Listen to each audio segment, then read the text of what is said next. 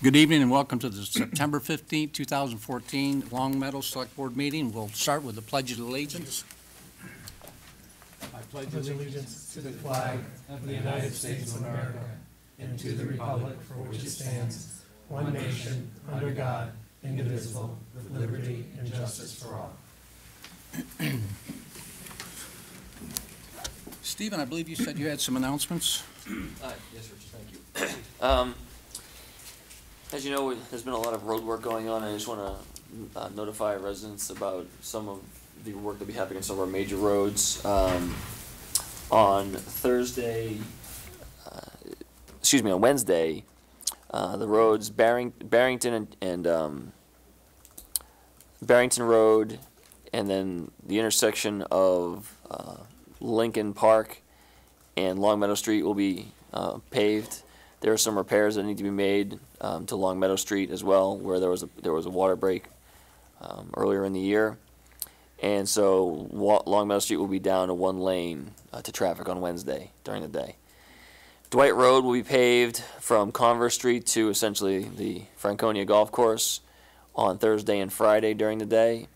And we're going to try to do everything we can to allow to maintain access to those businesses in a reasonable way so people can get in and out of the office buildings there.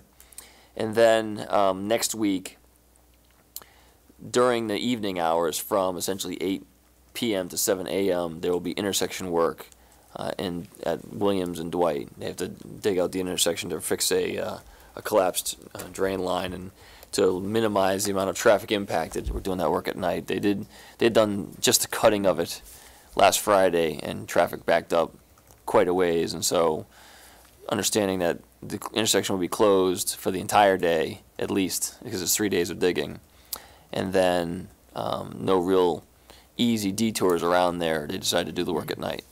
So hopefully that'll get done as quickly as possible. Are there any noise concerns on that one for communities? Anything close to that intersection? No residences close to there, and we did notify East Long Meadow that we would be doing that. Okay, good. Do you have anything else? That's all I have. Resident comments. Yeah. Can I interject an announcement? Yeah, sure. I'm sorry. There will be a cross-country race this fall. It's going to be run 3 more times. We had one in August, and it's going to be at the Wolf Swamp Fields. It costs a grand total of $1, and it's going to be run on September 27th, October 11th, and November 1st, and it's for both kids and adults. Is there a benefiting thing on that, or what's the purpose? The purpose is health and fitness. Okay. It's not in support of any agency, it's just health and fitness? Yes, and Okay. developing talent. Is there any contact address or information in case somebody has a question? They can contact Barry Jarvis at the Parks Department, or they can contact me. Okay, thank you, Alex. I guess Alex's email address and all is on the website under Select Board Members, so you shouldn't have any trouble tracking him down. Visitor comments. Yes, Kim King, 15 Pinewood Drive, and while I'm on the school committee, I'm coming as a resident comment, not just so we make that clear. I just am coming to you with, or I want to kind of use your audience who's watching, hopefully, a plea to please drive safely between 7:15 in the morning and 8:45 in the morning. The kids are now back on the street. I have sat on the corner of Converse and Burbank and watched cars fly down Burbank and come to rolling stops in front of my kids and not let them pass in the crosswalk. And I just wanted to hope that anyone watching kind of just remind them that we need to go slow. And I actually, my 9-year-old witnessed an accident over on the corner on Friday, actually. It was a little shaken up for him. And then in talking with some of the residents over there, find out what the process would be to think about a light for that intersection, because it's just a nightmare. You know, anybody who drives down Converse, people fly down that road when it's not stopped traffic. And so I just wanted to see what the process would be to, I guess, get something like that even possible. I would start with a submission to your office, and I think, and you crank it in the safety committee and all, and they do the review, so, So we'd do something to your office. yeah, to the town manager. All right, all right. So thank you. Hopefully you have more people watching than we do, so Thank you, Kimberly. thanks. Richard?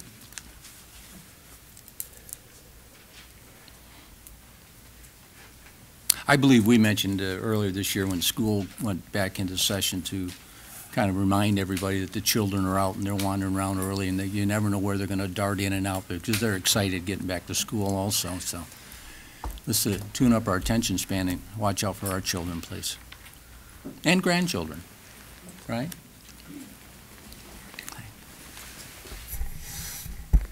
Richard Elias, 608 Frank Smith Road. First, I'd like to compliment the Select Board and thank them for the initiative of reaching out for funds for the Quint truck. I would make a couple of suggestions if I could.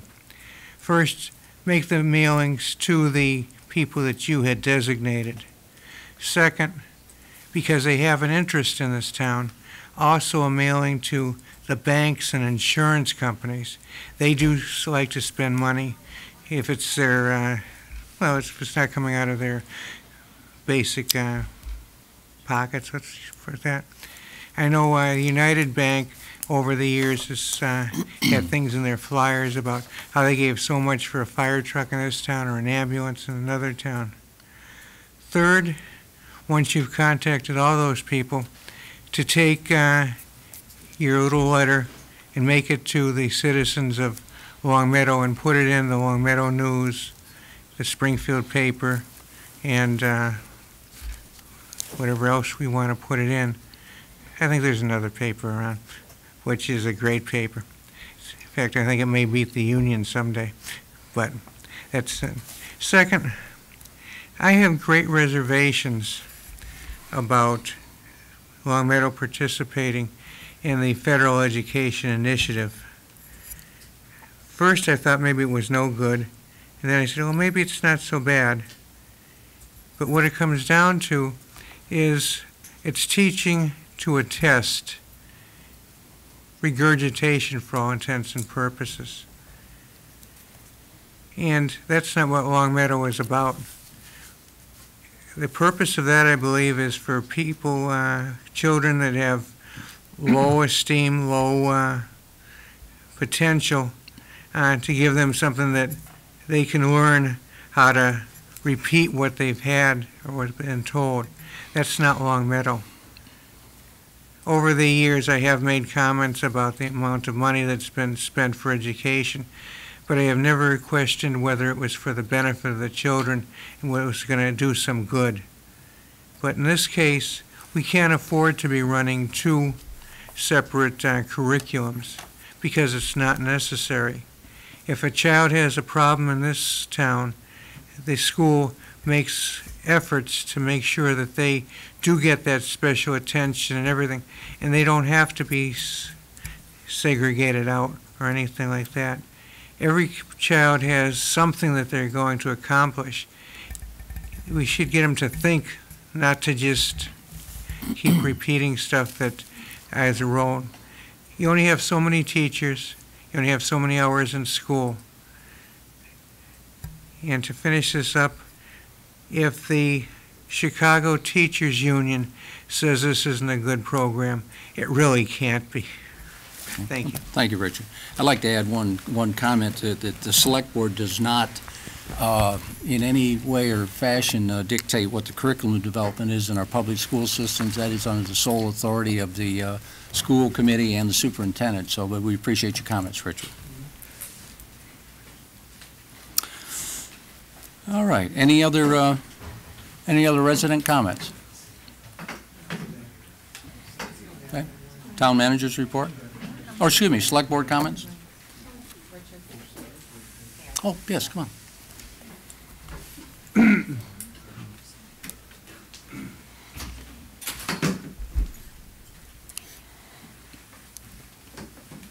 Sorry, I didn't know if I had to wait for what I wanted to comment on to come up. My name is Mary Jo Woods, 74 Whitman Road, and I'm here to make a comment in support of artificial field turf being installed at the high school. I would like to make two comments. First of all, I have 4 children who have been involved in athletics in town for a long time. 2 of my children have very bad allergies and asthma, and at this time, in speaking about my own children, they are very bothered by the dust being kicked up on the fields. My one daughter has a very bad grass pollen allergy. When the grass is cut, it affects her asthma. And at this time, I feel that those kinds of things affect my children and their allergies more than playing on the artificial turf would. And I feel that for my children, the artificial turf would be beneficial. And that is why I'm here to say I'm supporting it. I'm also here, I have 2 daughters that play field hockey at the high school. We have a small team. Our booster club spends a lot of time every year raising money to pay other communities to use their turf 1 day a week during the season to practice on. I think out of all the sports that the children play in town, field hockey is a completely different sport when it's played on turf. And we regularly go to, we regularly win the Western Mass title, but we also have gone to the state finals. And from the Western Mass finals on every year, all those games are played on turf. And we have a big disadvantage when we get into the state finals. Almost all of the other teams practice daily on turf or a few times a week, and our girls only practice once a week. So it would really be a benefit to the field hockey team, the youth, and at the high school if there was artificial turf in town for them to practice on and play on. Thank you. Any other resident comments?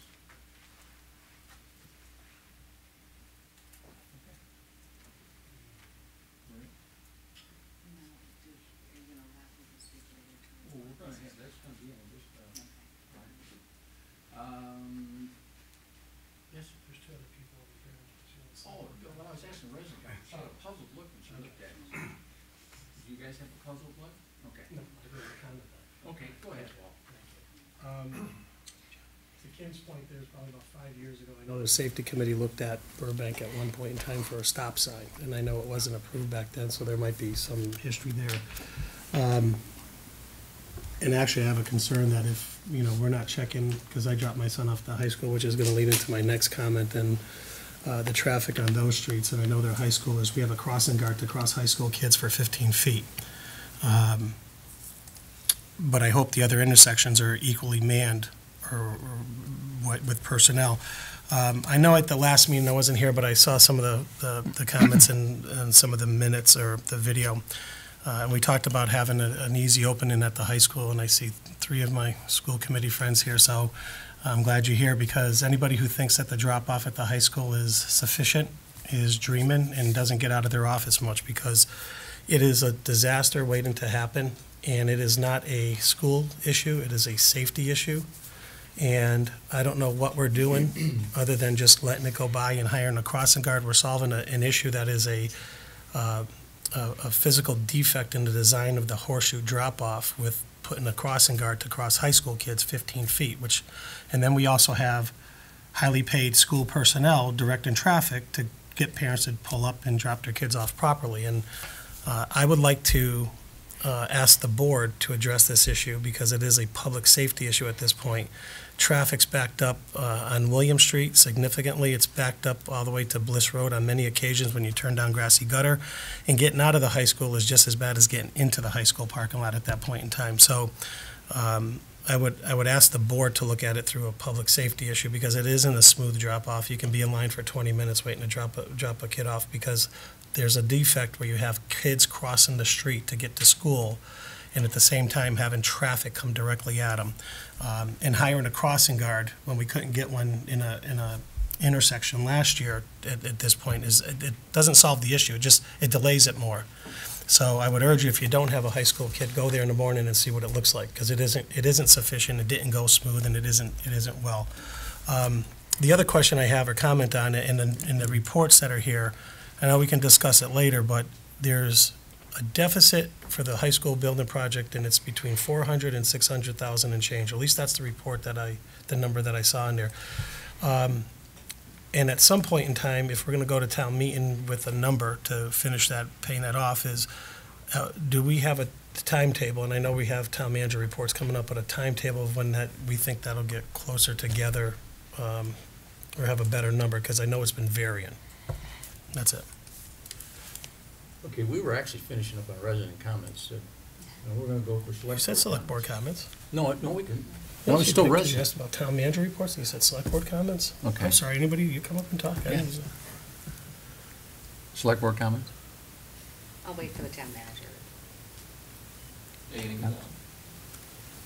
No, I said I'll wait too. Okay. This meeting's starting out bad, isn't it? Okay, we're gonna move on to town manager's report. Thanks, Richard. One administrative item, I guess it could have been an announcement, but department heads and division heads throughout the town government, those who are in supervisory positions, are going to be at a training on September 24th from 9 to 1. So it'll be, some of us may be tough to reach for those hours. It's a training that's recommended by our labor council and our insurance company, Maya, for it's really regarding the rules for the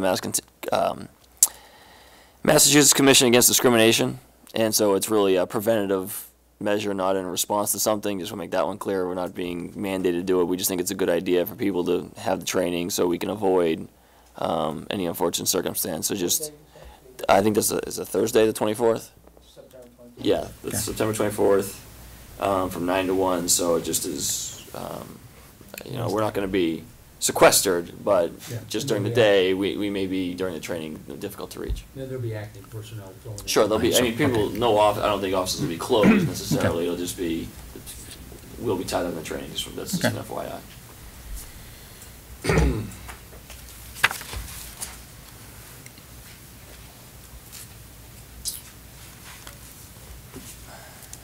So, just to, if I may, to Paul's comment about the number for the high school, yes, we will get to a point where we will have an exact number. I would have thought we would have it now, but there are issues related to the finishing of the commissioning of the HVAC. There's submissions to the school, it's not school building authority now, whatever they, whatever the new version of school building authority is. We are working on project closeout with Galbane, so all of those factors affect what our final number is going to be. And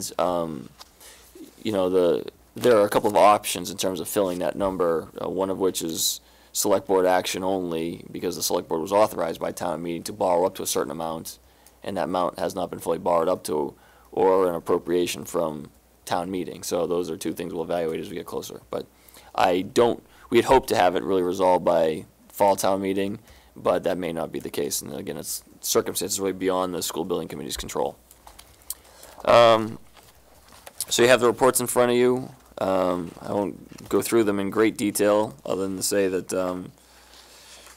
the projects, the updates on the projects that were ongoing with the DPW are in there.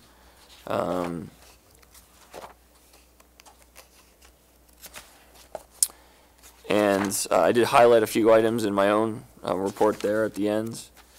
And just one of the things is we're monitoring closely. There are the daycare and extended daycare program, program losses in the revolving fund were of concern to town personnel. And I just have it in there just to let you know that we are watching that carefully. To some extent, we didn't expect the timing or the level of the losses, so we are taking corrective action now.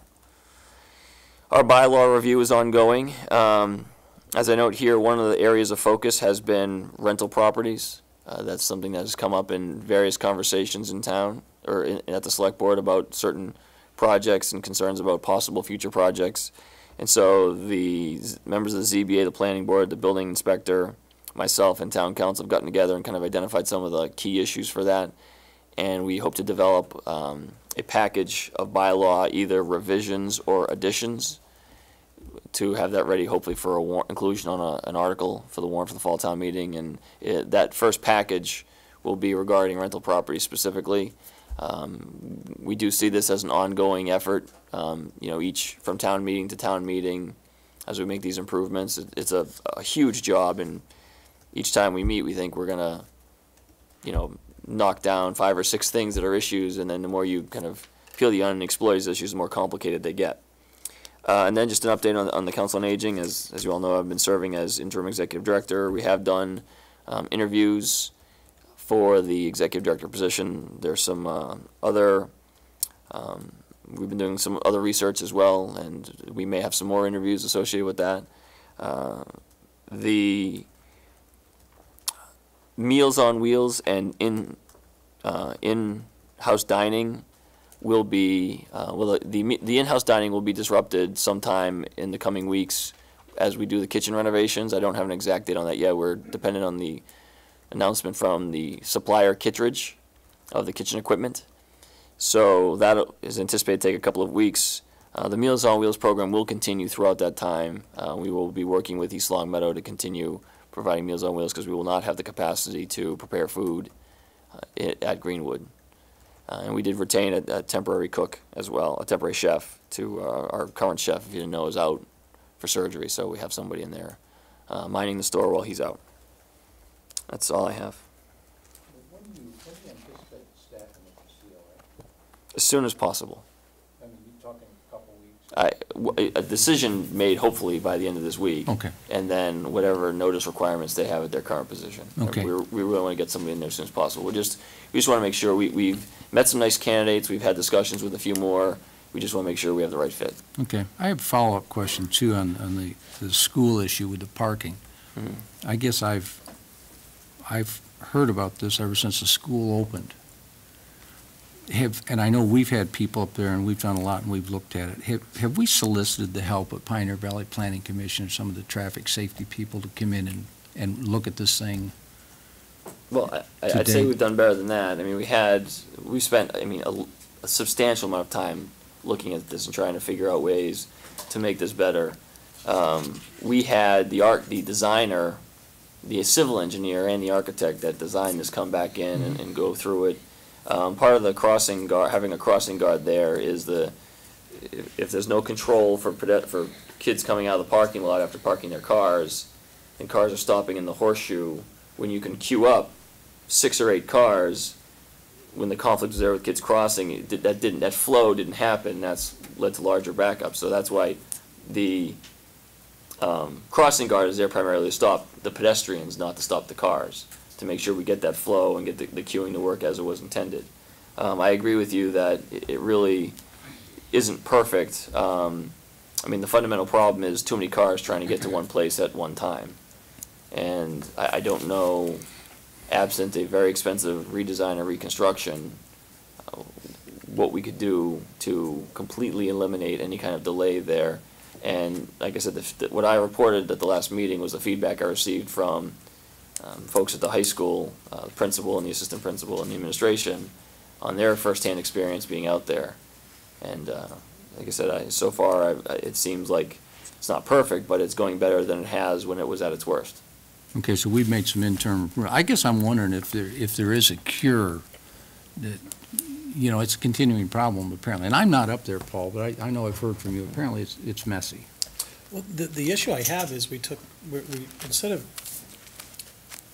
instead of looking at the physical fix, which is the simplest thing to do, we've hired a person to cross kids.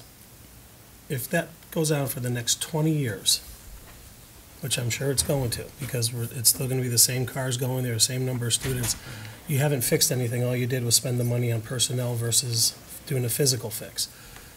And there hasn't been an option that has been presented That was a physical fix to it. So whether it's costly or not, I can't comment on that because I haven't seen it. It's never been shared with the board. Do you want to hear about that, or? I would love to hear about it. I would love to see what the design was for it, because, again, it's a design flaw, that's all it is. You have kids and cars crossing at the same point, choke point. And there's a way to address it, it's just that we're not looking at it. There's different areas, you have buses that are still going through there, yes, they drop kids off in a certain area. And I can tell you, go down to the street level, and you'll see the same number of cars dropping kids off on the side street, kids crossing grassy gutter as you did last year. And the reason I say that is because I'm there every day. So whether we think we fixed it, or whether personnel says it went wonderful and smoothly, that's wonderful. Go down to grassy gutter, get down there and watch the kids crossing the street from the side streets where their parents drop them off because they don't want to wait in line. It's the same situation we had last year. Same thing, nothing's changed. And again, I challenge anybody to tell me that it's different than last year. Because it isn't, other than the crossing guard. And last year, we had assistant principals out there instead of a crossing guard. So we really just transferred, which I think is smart, because you don't have an assistant principal out there instead of doing their duties, but we just transferred the personnel. It's not, we didn't fix the problem, we just put a crossing guard there instead of having an assistant principal out there during their early time at school. Again, go down to grassy gutter and look at it during the heavy times. I agree that there's a lot of traffic at a short period of time there. We did not get so far as to get a new design done. It became clear that we would have to retain an engineer to do that, and it would be extremely hundreds of thousands of dollars based on kind of a first blush with the discussions with the civil engineer who designed it originally. So we've been pursuing what we believe to be the most cost-effective options, bar absent a major reconstruction. But if we get to that point and that's something that needs to be done, then that's what we'll pursue as the next option. We've been trying to just take every other solution we possibly can and try it before going to what is going to be, like I said, a very costly and long-term payback. But your point is well taken, and we certainly will continue the effort. Yeah, I guess my point, it certainly wouldn't cost us hundreds of thousands of dollars to get Pioneer Valley to come in with their traffic experts and take a peek at it. That's what I was after, Stephen. I know you guys have done everything that seems reasonable and prudent, but we don't have a traffic engineer on staff, so it would seem nice if we could just peek out a little bit. And, I'll look into it. One's in traffic engineering. And if it does come down to a $50,000, $60,000, $70,000 thing, then I think the board needs to be made aware of it. It may be important enough, it will be important enough, it's going to continue to be a safety hazard to put it as a warrant article. Mm-hmm. It's an engineering oversight apparently in the design of the school. See, I don't know I've never looked at plans and specs. I don't know if they got into the traffic engineering aspects of it or whether they stayed on the school property and designed a beautiful school. And this is the end result. So, but I think maybe if we can get to the next, and I'll talk to you about it too. I think possibly push it to the next level on this. Yes, Alex. Stephen, I was looking at I've made this comment before about the police report. I mean, it's very sketchy. I mean, there's very little information. And that particularly stood out because we had a presentation, I think it was at the last meeting, about this huge number of burglaries of vehicles. And there's sort of this one sort of elliptical note about numerous unlocked cars were entered, again, sort of suggesting it's people's faults, instead of kind of going after the bad guys. I would like to have more detail about the crimes that are occurring in the community. It seems like a lot of the information we're getting here is not very useful. So, again, I've made this comment, several times. I don't know, is that something that you could address? Sure, I think to some extent there's obviously, when it's an ongoing investigation, there's some interest in keeping some of the information confidential, but I can ask for additional information. I mean, I guess. Well, I mean, we could go into executive session to address it. Well, Alex, I'd like to ask, what specifically do you want to see? I'm confused on what you want to see. I mean, I guess, well, Richard, do you have any idea of what the trends are for crime? No, After but I having mean, seen is these, that what- I mean, what this you wanna is, this see is as what I'm saying. a trend I analysis? want to see, yeah, I mean, you want to see the statistics. Are Right. robberies up? Are underage Okay, drinking? You know, I okay. mean, like, that's the sort of thing that's going on, so Okay. that we Alex, you can can certainly request a perform- report from me. so we can Yeah. perform some sort of oversight. Okay. Could, There's no, I want to make something clear. well, why don't we have The Mr. oversight Grant, issue is something we should probably address. why don't we have Mr. Grant encapsulate his thoughts and get them in, so we know what, because I'm confused on what you're actually after, and there may be something that the chief is already producing. Well, I think you can produce, I mean, with the software they have, you can produce reports on just about anything, and that's why Right. if you, Alex, have something specific you want to see reported, you can request a report, and I can have the chief generate one for you, but in terms of oversight. We're not talking about oversight. He just said No, we're oversight. talking about reports. Let's keep the conversation on key. If I'm sorry. if we can find out what we need for reports, you're right, the chief can, I imagine he can produce volumes of reports. Alex, can you communicate? a Yes, little bit? I can. Okay. I mean, Okay. Well, if there was- communicate it to me then, That's, please. well, and I can do that. And then I'll work behind the scenes and we'll see if we can get some reports out. I'm a little confused with what you're after, but this Yeah. is Trend likely not the analyses time and to things like that, resolve I'm that. sure we could produce something like that, I just want it to be, the bit more concrete you are, the more effective the data is, the more effective the reporting is. You can do that for me? I can. Great. It'll probably be 2 sentences, but Okay. I think the point will get across. I may have to call you for verification of what the two sentences All are. right, but- okay, good enough. Okay. Richard? Yes? And I just have one comment, a recommendation maybe on those bylaws that I think you're trying to aim to get it for the fall town meeting, to get it on the agenda, because I know this board tends to like to put their hands Oh, yeah. on and move around work that's already been done. So we might want to see it a few weeks ahead of time. As soon as they're ready. Okay, great, thanks. Any other comments? No. Town manager's report, son, any other comments? Board committee interviews, make updates. We had 4 or 5 people for positions. Let's see, we had We got one in our packet. we Yeah. had one in the packet, we had, I don't think we had anybody show up last time for the Conservation Commission. Do we have anybody here tonight that's applied for Conservation Commission? Okay, still, 2 no-shows I'm on going to it. ask if anybody wants to apply for Would this. anybody like to?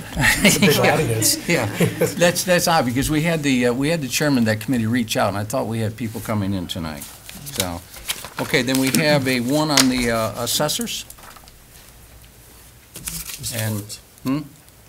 Ruben Lawrence. Yeah. Lawrence Rubin? Yep. You want to come up and take the mic, please? I think that's it, too. Could you state your name and residence for the record, please? Sure. Lawrence Rubin, 80 King Philip Drive, Long Meadow. Thank you. Just go ahead and chat with us a while. Tell us What like would you you like to talk about? The Tell us why Patriots game you'd like to be yesterday? why you'd like to be on the committee. Well, first of all, it's a field I know. I've been in that real estate field for the last 20 years. I want to also be involved in town and give my input and help along. And I know other board members. I've known past board members, and I think I could work well with them. And that's why I want to be involved.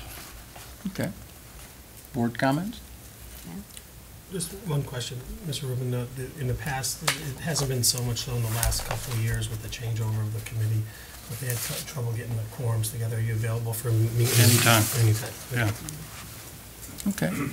Alex, you have anything? Nope. Okay, I don't have anything. I appreciate you signing up for the committee, and what we do is we interview now, and we'll announce the selections at our next actual meeting, which will be 2 weeks from now. Sure. Okay. Okay. Thank you, sir. Thank you. My pleasure. Thank you. Do we want to, are those next on the agenda? Yeah, I'm checking. I may have missed somebody. Is there anybody else here tonight for an interview for one of our committees? Okay, thank you. Then we'll go for board committee appointments from the 9-2 interview. Okay, I move to appoint Dan Healy to a 3-year term expiring June 30th, 2016, and Peter Vinash to a 3-year term expiring June 30th, or 1-year term expiring June 30th, 2015 to the Capital Planning Committee. Second. Any discussion? All in favor? Aye. I'm assuming everybody on here. I move to appoint Linda Glenn to a 3-year term expiring June 30th, 2017, to Community Preservation Committee. Second. Discussion? All in favor? I move to appoint Julie Moulton and Fanny Lynn to 2 3-year terms expiring June 30th, 2017, to the Council on Aging Board of Directors. Second. Any discussion? All in favor? I move to appoint Margaret Cohen to a 1-year term expiring June 30th. Was there any preference on those? I don't think they showed a preference. I don't recall. Okay. Margaret Cohen to a 1-year term expiring June 30th, 2015, and Barbara Fitzgerald to a 2-year term expiring June 30th, 2016, to the Historical Commission. Second. Discussion? All in favor? I move to appoint Arlene Miller to a 3-year term expiring, or 1-year term expiring June 30th, 2015, to the Recycling Commission. It's 1 3-year term.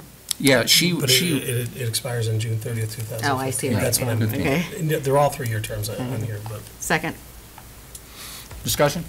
All in favor?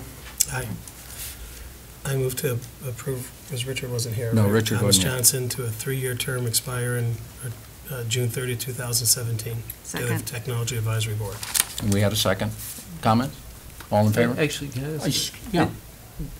Was this the one where one wanted the shorter term and one wanted the longer? Because there's 2 different lengths of term. Yeah, that was on the Capital Committee. Okay. Yeah, and Richard didn't show up that night for the interview, as far as my records show, and I don't think the official minutes showed Richard being here. Okay.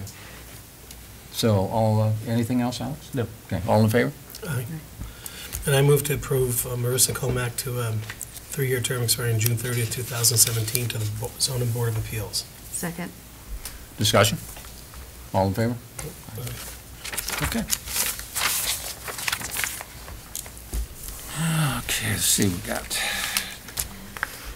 feature presentations, the field turf presentation. Yes? Don't we have Question, if you don't mind, on the tech advisory board. Uh-huh. I believe that's supposed to be a joint interview appointed by the school committee and the select board. Uh-huh. Did that not take place? No, Okay. don't. Where were you? Oops. Yeah, where were you? Where was I? Yeah. On that? We were never invited. Oh, my mistake, I just didn't know it. Okay, I just wanted, obviously, I'm not sure if that's a legal appointment at that point. Okay, you want to hold it back until we can make it legal? It's up to you guys. It could be illegal. Or Yeah. if He's, they- he's an incumbent. I still think that we. I'll withdraw my Okay, motion to withdraw. approve Mr. Johnson. I Sec- believe the administrative code requires. We'll pull him back. Second on it? Or we could just let them meet also and do it. You want me to go get a quorum? We can go get a quorum. Yeah. Well, we don't have the applicant The here. interview. Okay. And we didn't post I it. don't want to hold it up. but I And we just didn't wanna- post it. We already have. Okay, we've got a second on the motion. All in favor of pulling that appointment back? Aye. I believe if we can redo it, I believe on the existing bylaws, there's a 30-day appointment period from the time it was interviewed, so, We can set something up quickly. yeah, okay. And we'll have to, we'll find out where the chink in the armor was that you weren't brought into the group, because I would have been, come from Debbie, the coalition on that, so we'll, okay? I don't know how often the IT stuff comes up. Yeah. This is the first one. Yeah. Been around. Okay. Anything else, Michael? Michael? You got a couple other things in there. Okay. What's that? You have 2 other things for the turf. Yeah, and I don't see them on here. I've got them below. I've got 5 and 6. My agenda didn't have them. How about the turf presentation? I believe we've got people here tonight to talk to us. That's one reason why we got people here.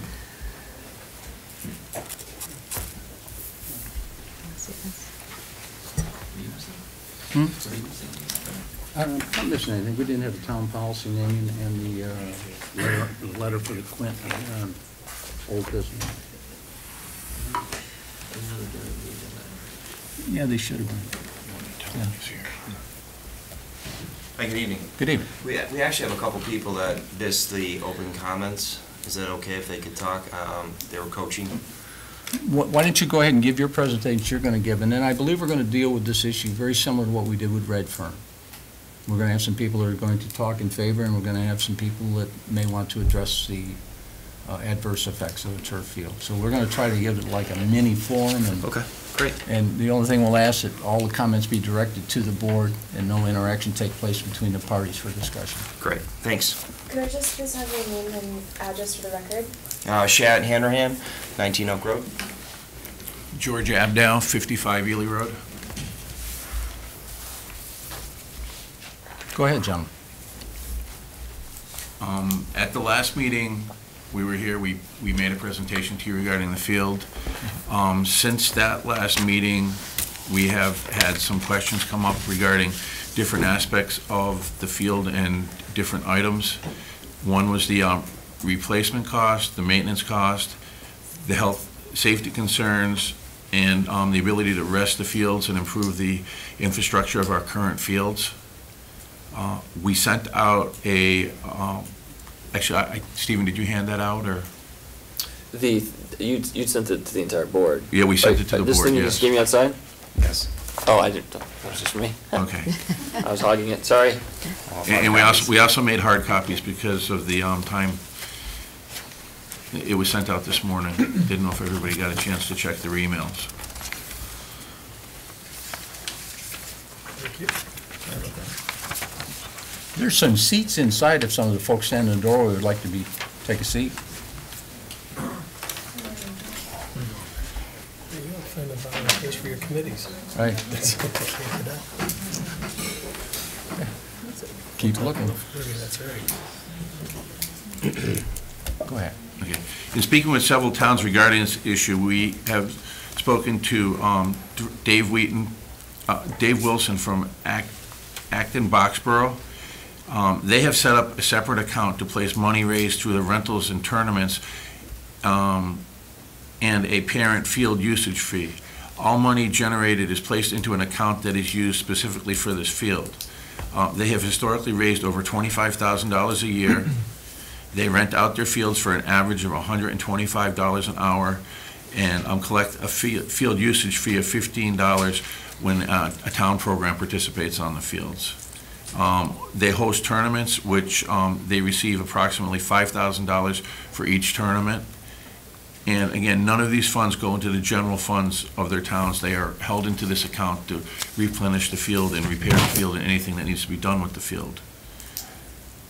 Parents were very supportive of the project as they did not have enough quality field space. Their main fields for youth would participate are only being used 40% of the time due to the overusage of these fields. With an option of creating a stadium authority or someone appointed to oversee this project, we'll be able to thoroughly rest our fields. Be able through field rentals, tournaments, and field usage to be able to collect enough revenue to replace the field. If there is a shortfall, funds will be raised privately to cover the difference.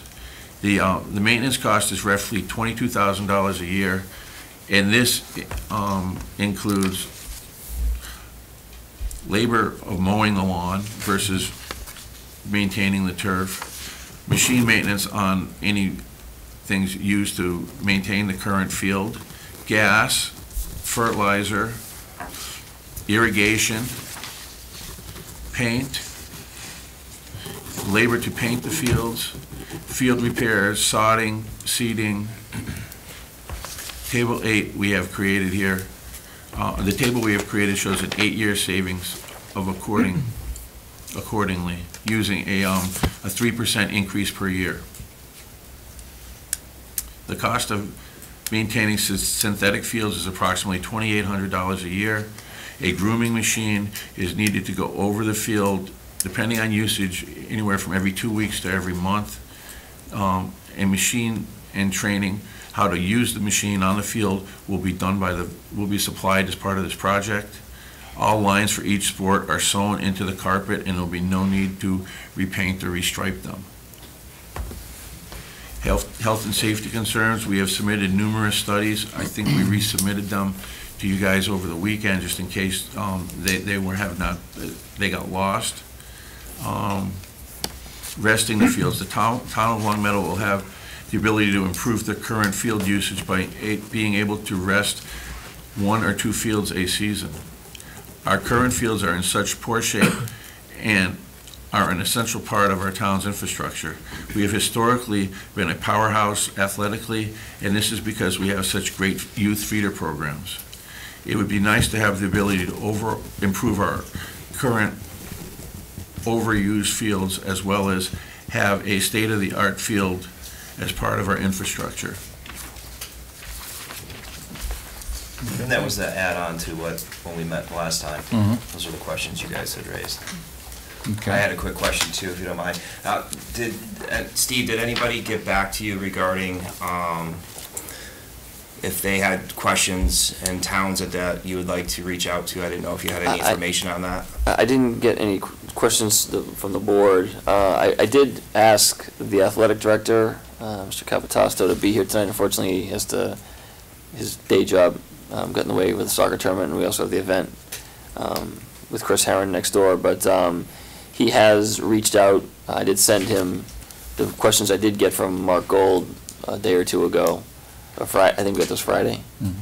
To see if he could do some research on the very same questions that were raised. But unfortunately, he was going to be here to answer questions directly. But we'll have to have him at a future meeting. Or if the board has questions they want answered directly, I can certainly send them to him in terms of how, as an athletic department, the school would utilize the field. And we also do have Dave Wheaton, who is a town resident, and he's a representative from AstroTurf who helped us with this proposal in the audience as an expert. If any questions need to be that we can't answer, has ability to help answer them. Alex? You make a comment? No. Paul? Yeah, my only comment is you have $22,000 for maintenance, and I'm assuming that's mostly labor. And if it is labor, we probably should add about a third of that to benefits and OPEB liabilities and so forth, if we're going to be honest with that, to make the number about 30 grand a year versus 22, because anything that we have going on with health insurance and OPEB is another cost that we have for employees that I think it's easy to say when you have an employee, the benefits reach about a third of their cost to do whatever you're having them do. So these are full-time employees that we have. I know the football field doesn't utilize seasonal labor like some of our parks do. So I would just say that you need to add about a third of that to that cost, and that's the true, as close as you're probably going to get to a true cost of what it costs to maintain that field from a personnel standpoint. Yeah, Mr. Gold, it's a shame he's not here. He's running late tonight. He thought he would have been here by now.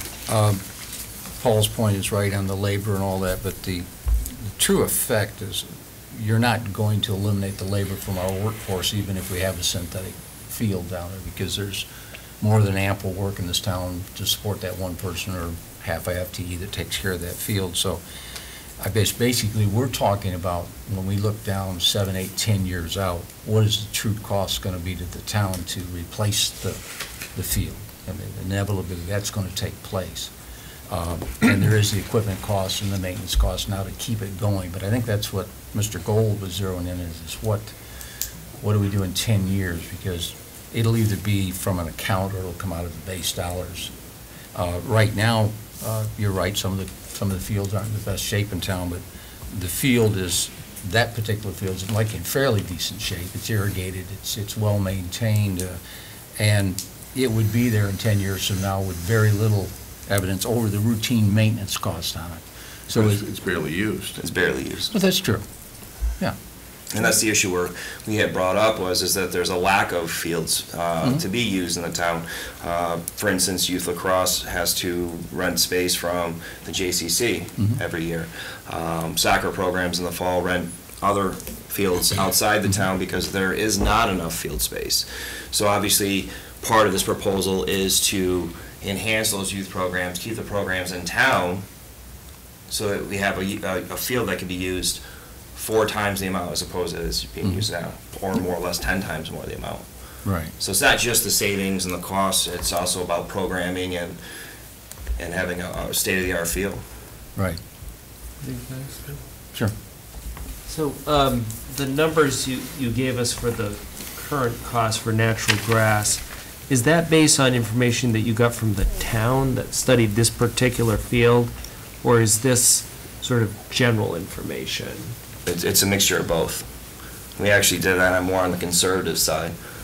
Could- Most reports were about 30, like what Paul had said, to 45,000 I for guess that what, size of a field. I guess what I'm getting at is, I mean, because I wasn't aware we had that kind of data where we could sort of break down a cost per field. Could you just explain what kind of information you got from the town relating to that field? The town does not break out the labor per field. What they had given us was they gave us how much water they thought they used, how many times they mow it. As they said, it gets aerated twice a year. It gets overseeded 1 to 2 times a year. It gets fertilized twice a year. It gets limed. It gets painted, and basically the $3,000 to $5,000 to maintain the well and the irrigation system that they have. They do not break labor costs or anything else or isolate it per field or per unit. So we took their numbers and then combined it with the other numbers and the other things that people have found. I mean, the only way to get a true cost is for you guys to ask the departments to spend more time to break it down, but they don't. Okay, Paul? Or Alice, say it too? No, that was my question. Paul? Yeah, Rich, you mentioned that we went and saved the money on the field maintenance because we would direct that into another area. And I understand what you're saying, there's so many needs in the town to address that right now that we probably and have been underfunded, and I think for my time on the board, it's one of the biggest concerns that I know Park and Rec has, and I know that DPW has, is maintaining of the fields in terms of having the personnel to do it. So although that money might go to another field or another set of fields, it's still a savings on the field that we're currently using.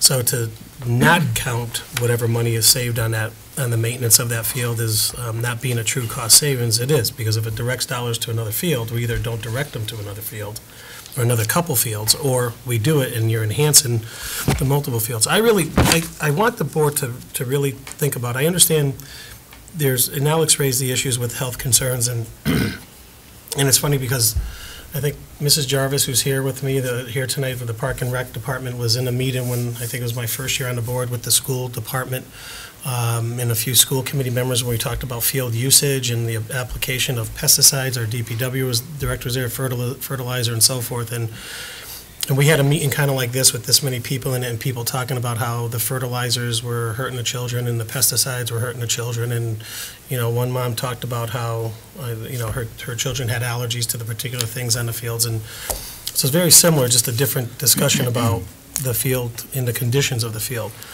Our fields, for good, bad, or indifferent, are part of our infrastructure in town. And whether we think they're as important as water and sewer pipes, and especially when your street is getting dug up like mine is, nothing's as important as getting the job finished, and they're doing a really good job, by the way. They're just shaking the heck out of the house when they're tampering down the dirt, okay? Or you have an October storm, and you realize that fields aren't the important thing in town, nor schools or police or fire. It's just getting rid of the trees and getting everybody to get water and things like that. But the reality is, in this town, there's 3 things, and I've heard it all the time. Education, right? People move to town for schools. Well, part of that is music and sports. And Long Meadow's excelled at both of those things. And sports isn't in the curriculum like music is in that same regard, but it is. And I know the school committee members may not know that, but there's a certain percentage of our kids in the high school that are involved in sports. And it's huge, percentage-wise. So to think that fields aren't part of the infrastructure and aren't part of our daily lives as we raise children here. I have 3 kids. My son's a senior in high school, and he's the youngest. Okay, so he won't see a turf field or be able to play on a turf field unless he's going to go run out there by himself with his friends fooling around and stuff. So it's not about what I think is best for my kids and, what's going to make them better, get into college or whatever. But if you're going to start thinking about fields as infrastructure, then they are infrastructure, and they should have the same type of commitment that we have to water and sewer pipes and our outfalls and our buildings and so forth. To rest a field, and I think that sometimes we're overlooking that as well. If you go up to the football field and my school committee friends should take notice of this, it's brown right now. And so is the field, the extra practice field over by where the track is going to be. I doubt next year that football will be practicing up there, which is the intention, that to stay off of it for 2 years and let the grass grow. That's rest in the field. That's what our DPW director will tell you is the best thing that we can do. When we replanted Turner Park, after we had irrigation put in, we were told you couldn't play on it for 2 years. That didn't happen. We played on it the next spring because there weren't enough fields in town for baseball at the time. And the people that donated money to it said, no, we're playing on it, and the sports association said we need those fields. So the field itself, whether it's a gift or not a gift, should be looked at as part of our infrastructure and dealt with in that way. If you can understand what field resting is, it isn't going to rest 20 fields in town. It's going to allow us, and I challenge anybody to go walk over to Russell Fields and show me one part of that field which is level. Just give me one area of the field that's level. Because I've walked out there, I've been out there to watch games, and it's like this. And that's what the kids are running on. At some point in time, it ends up becoming a liability. And you guys know I favor the turf field, and I favor it because I think, A, we have the ability to rest our fields and really get some fields back up to playing shape. Carl Quist, who is our director of field maintenance, has retired, and Carl did a really good job of trying to bring those fields back. But the reality is, you have all the sports. I know every parent whose kid plays field hockey chips in a little bit extra for that field to be mowed separately from the rest of the fields at Russell Field. I know that the baseball has a diamond club to take care of the baseball fields because the town doesn't have the equipment or didn't have the equipment to take care of those baseball fields. So to me, it's part of the infrastructure, and if you're saving $30,000 or $20,000, whatever number you want to use on a conservative basis, it can't be just, tossed aside and say we're not really saving that money, because we are. And the reality is, I don't, and I've said this to Rich, and I'll say it to anybody, I don't think we need a turf field. We don't need any fields. You don't need a field to run the town day to day. You need police, fire, schools, you need, good water and good sewers. But the reality is that this community demands that type of field in being in good shape. And, we have different levels of field. If you go to Bliss Park, it's weeds. So that's why you have coaches pitch there and youth softball there, because the ball doesn't get hit out of the infield. So it doesn't matter what's in the outfield. If you go to Wolf Swamp Fields, it's not a field. It's a patch of weeds. Okay, and if it wasn't for the weeds, it's not irrigated, there wouldn't be any green up at Wolf Swamp Fields. So when you hear the people saying we have enough fields and we have enough playing fields, go take a look around. Probably the best fields we have is at Stadium Field and probably Russell Fields, and those aren't in the greatest shape either. High school football, they go practice on Williams Middle School field. Drive by Williams Middle School after a rain and tell me if you want your kids out there practicing, or your kids out there when it's dusty. And I'm going to tell you, go there. I've been there. I've coached it. I've coached soccer. I've coached baseball. I've coached football. I've been up on the upper practice field when a cloud of dust traveled across Bliss Road over to Russell Field. And I have asthma, and I know kids who had asthma attacks while playing football. Okay, the turf field is something that will deliver a service to the community. And really what I think most people have lost sight of, I understand what the cost might be 10 years down the road, and I would like to hear from Mr. Wheaton. I've been on the football field with him, so I'd like to know, because he's been in that industry, about the lifespan of the turf fields, and because there's been some concern about the crumb rubber, and I would like to hear his opinion. I know Alex has some reports he sent as well. But when you look at what the turf field would do for the town, it allows the town to rest fields. It allows the town to generate some revenue. I used to go watch New England Mutiny games at Long Meadow High School. Great summertime event to go watch them. They now play in East Long Meadow because we literally couldn't have them on our fields. They were in pretty bad shape, and that was more than a few years ago. And the other thing that I really want to emphasize is we have a group of citizens who are looking to, here's what they're here asking us for, to accept a gift. So it's not the town of Long Meadow paying to install a turf field. I know 10 or 12 years or 8 years from now, there will be the need to reinstall a turf field. But we have people here tonight asking us to accept a gift when they raise the right amount of money to place a turf field. Not to take it tonight, not to say we want the town to buy it, but we have a group of citizens who have stepped up to the plate. And someone who's coached football, as I heard it for all the time I was coaching, we got a group that wants to put in a turf field, and it never materialized, and here it is. So we have a group that has come before this town and saying we want to raise money in addition to paying our property taxes, to install a turf field. And, well, you can let Mark speak. And I just want to say, I would like to focus, it was supposed to be questions and answers. Well, I'm giving And it's kind of a testimonial. it is. And I think that what people need to understand is you have someone in here who's willing to raise money to donate it. And I think we're missing the boat on this board in a lot of different issues. One is talking about field rest and policy, the true cost of installing a turf field, and the fact that it's being donated. And it won't be a cost to the town to install it. But I have 40 or 50 emails. You let me go on, man. I have 40 or 50 emails. I know that the fans out there want. I just want to give you a perspective of having been out there and having been here. And it's a very different story when you're out there and you see it, and when you're behind this table listening to it. And I understand people have issues or concerns with health concerns, but my question is, what's the lifespan of the field? I know we said 8 to 10 years, but I know that Holyoke has had a field longer than 8 years. Holyoke High School, that is. And I'd like to learn a little bit more about the durability and the type of repairs that would go on with it. I was getting to that. Thank you, Mr. Santinello. Marie? Thank you. I want to thank you for taking the questions that came on the last board, and I think a very comprehensive report. It really answered a lot of questions, because a lot of the things that were brought up before were not just the safety, but the financial. And I was especially glad to see that there is another town, they've established a fund, so we don't need to reinvent the wheel. It'll be easy to follow through on what we're doing. And in regards to, I know it's sort of hard to figure out what the labor costs are, but I believe those are the true labor costs. I mean, even as a low number. So when we start to look at where we're looking at so many years, the savings plus the money that we could be bringing in, I feel these are all conservative estimates. But I really appreciate the extra effort you went in to create these reports and come back with us. So thank you. And I don't have any further questions in regards to the work you've done. Thank you. Thanks, Mary. Good evening, Mr. Gold. Apologize for being late. Sorry, I hold it up a little bit for you. Thanks. Paul just finished with his testimonial. And, It's only a half an hour. so and a great job. I congratulate you. We've had a slight presentation from the group, and they gave us this handout. Right, thank you. And we're at the point of hopefully having to discuss questions and answers at this point. Okay. And Richard, did you say then you were going to have? Yes, we've got some other people who'd like to speak.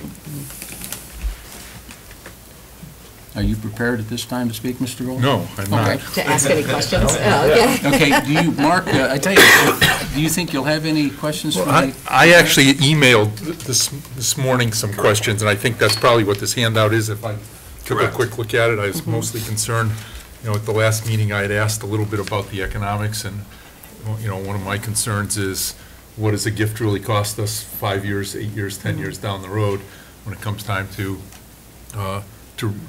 continue maintenance or replace it? And I think, I haven't gone through this yet, obviously, I just sat in town, but I will take a look at it. Thank you. Welcome, Mark. Yeah, I think, and I was trying to talk for you because I have a similar feeling, and I heard everything that Paul said, and I can't disagree with one word. I mean, who could disagree with one word of it? I mean, there's got to be some health concerns here, and there's got to be some pluses and minuses, so there's a lot of concerns on the table. But my concern is, regardless of what we do, we're still adding a $600,000 or $700,000 or $800,000 resource to this community. And my concern is down the road on when we care, how do we care for that facility? My concern also is the current condition of the playing fields. I've heard every person in this room tell us how bad the fields are, and I question now why we don't have some advanced program going on where we're forcing the resting of our fields and the conditions and the standards and et cetera, et cetera, et cetera, because I like standards. So it looks like we've got a lot of work to go regardless of the direction that we take.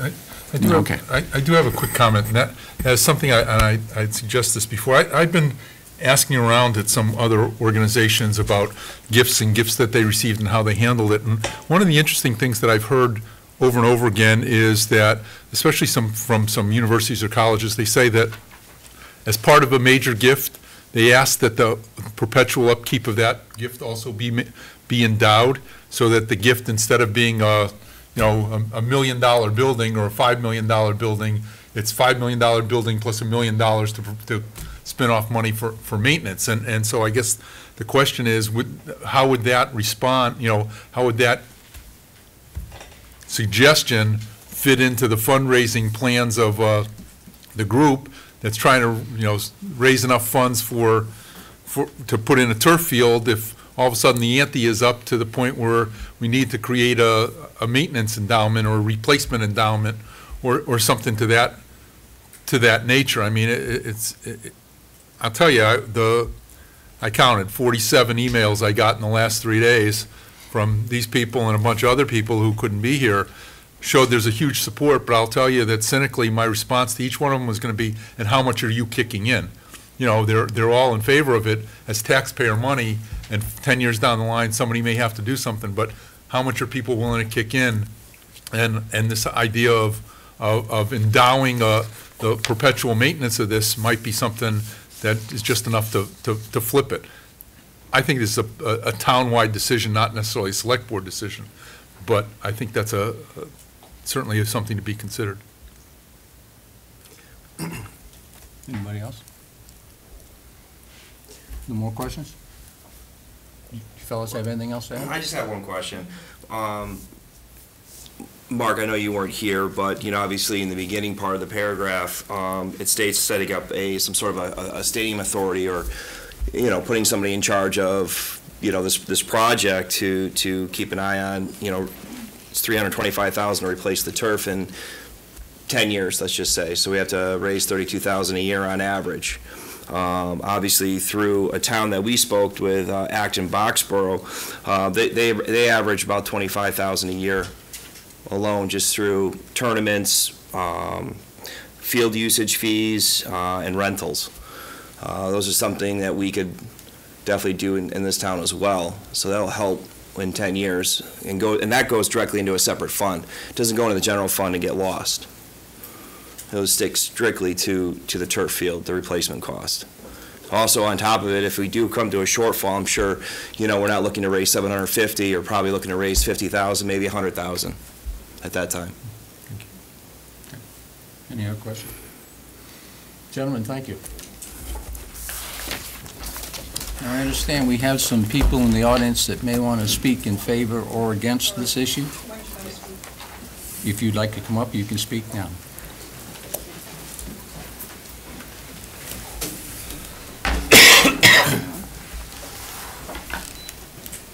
Could you please introduce yourself, Yes, give us I your name and will. address, and I'll bring up the unit for you. Okay. My name is Jessica Walpa-Reyes, and I at 42 Hazelwood Avenue. So hopefully this is going to come up. I'm here to speak primarily in my role as an economist. I am a resident of Long Meadow. I have a child who plays field hockey who would very much like to play on turf. She wanted to make sure I said that. But I am actually here to speak against the turf field. And let's see, is that working? It's not. You've got to bring yours up, put it on the Apple there. Okay, hold on one second then. Oops. How do I do that? Excuse me. Picture there, and it's room A15. Yeah, I just need to find the Michael, thing. do you know how to kick it in? Can you help? Sorry. So just pull it up. Yeah, and if like you, that. There. Oops. if you do, you should be able to, sorry. I think we did it before. We're just going to pull it up. Yeah. Like Yeah, that? right there. Yeah, fine. That's Okay. A15. Okay. Is that it? Now let me go. Okay, so that should do it, I think. I don't know if that's gonna. That's it? Is that gonna work? Is that gonna, oh, it's gonna, I'm gonna have to slide them. Hold on one second. Let me get it the other way, and then it will be there better. I think. You lost the screen. Did we really? Or is it just taking a minute to, I'm sorry to, okay. I'll just go back to that way, which is not as good.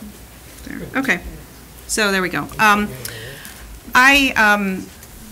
So I'm here to talk about dangers of lead from turf, and I want to give a quick overview. Hopefully I won't speak for very long.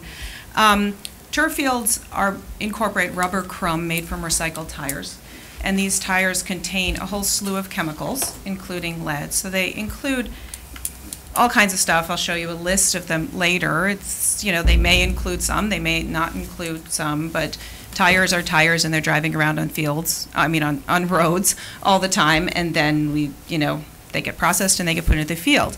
Lead is a toxin with far-reaching effects, and no level of lead exposure is safe. So why am I here to speak about this? I wanted to speak a little briefly about some sources for this presentation. So I am an economist. I have a PhD in economics from Harvard, and I'm a professor at Amherst College. The bulk of my research in the last 10 years has been about the effects of very small lead exposures on children's behavior and development. So selected papers, the first paper is about the role of lead policy in reducing lead levels and thereby improving MCAS scores in the 2000s. The second is about the role of the removal of lead from gasoline in the significant decline in violent crime in the last 20 years. The third is about the, recently out in the last month, about the effects of lead exposure on child behavior problems, impulsive behavior, bullying, teen pregnancy, substance abuse, juvenile delinquency, and violent crime. I present on this regularly. I'm presenting next month to the something organized by the mayor of Boston.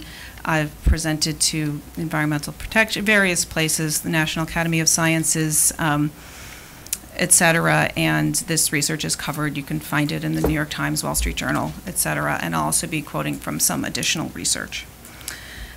So first thing is lead is really bad. It's something that we can think is in the past, that we think was bad and isn't really that bad, but it is, and it continues to be. Exposure to lead in childhood can impair health and development in many ways. So we're talking about impaired cognitive development, reduced IQ, increased attention deficit and hyperactivity disorder, aggressive and impulsive behavior, delinquency, criminal behavior. And these effects have been documented literally by hundreds and thousands of papers in a variety of fields. A representative result is that 1 microgram per deciliter of blood lead in early childhood reduces IQ by 3/4 of an IQ point. So to give you some reference, recently, in the last couple of years, the CDC gave up on the idea of a threshold level of lead, listening to the chorus from public health and epidemiology, and they now have, they gave up on the idea of a threshold, and they now have this reference level of 5, which is a level of concern. So what that means is the CDC says we should be concerned at 5. Well, once you get to 5, you've already lost close to 4 IQ points. 4 IQ points is not something to lose lightly. I'll give you a sense of how turf comes into this now. So first, I want to be clear, I am not, nor do I pretend to be, an expert or knowledgeable on turf. I am an expert on the effects of lead on behavior. However, it is unreasonable to assume that athletes playing on turf experience no elevated lead exposure. Why do I say it is unreasonable? Lead is in the field's materials, the rubber crumb, and it cannot be, there's a wide variety. The lead content in these rubbers varies widely, even within a particular field, from most of the evidence, and athletes are exposed through various means. The research, and I quote this paper at the bottom, simulating these exposures found, so it simulated exposures into, rather than just measuring what was there, it simulated what someone would be exposed to. And they simulated this in almost all field samples. They found lead, all field samples for digestive, sweat, and total extraction fluids, and showed that these concentrations were not markedly different across the 3 different sample types, new infill, new fiber field samples. So what this means is not just, you can't just say it's just the old stuff or it's just the paint. It is, they found a variety in all kinds of fields. And if you take the numbers from their paper, now it's difficult to do, but my sort of best calculation I can do would be that you would expect an average, a rough increase of 1 microgram per deciliter in children's blood lead from playing on a turf field. That would be what you'd expect from playing on this base, which has the rubber crumb with lead in it. So what I'd like to talk about a little bit is what we think 1 microgram means, because I know it's hard to make sense of that, and 1 is kind of a small number, and micro sounds small too. So this is just a sense of what is in tires that goes into rubber crumb.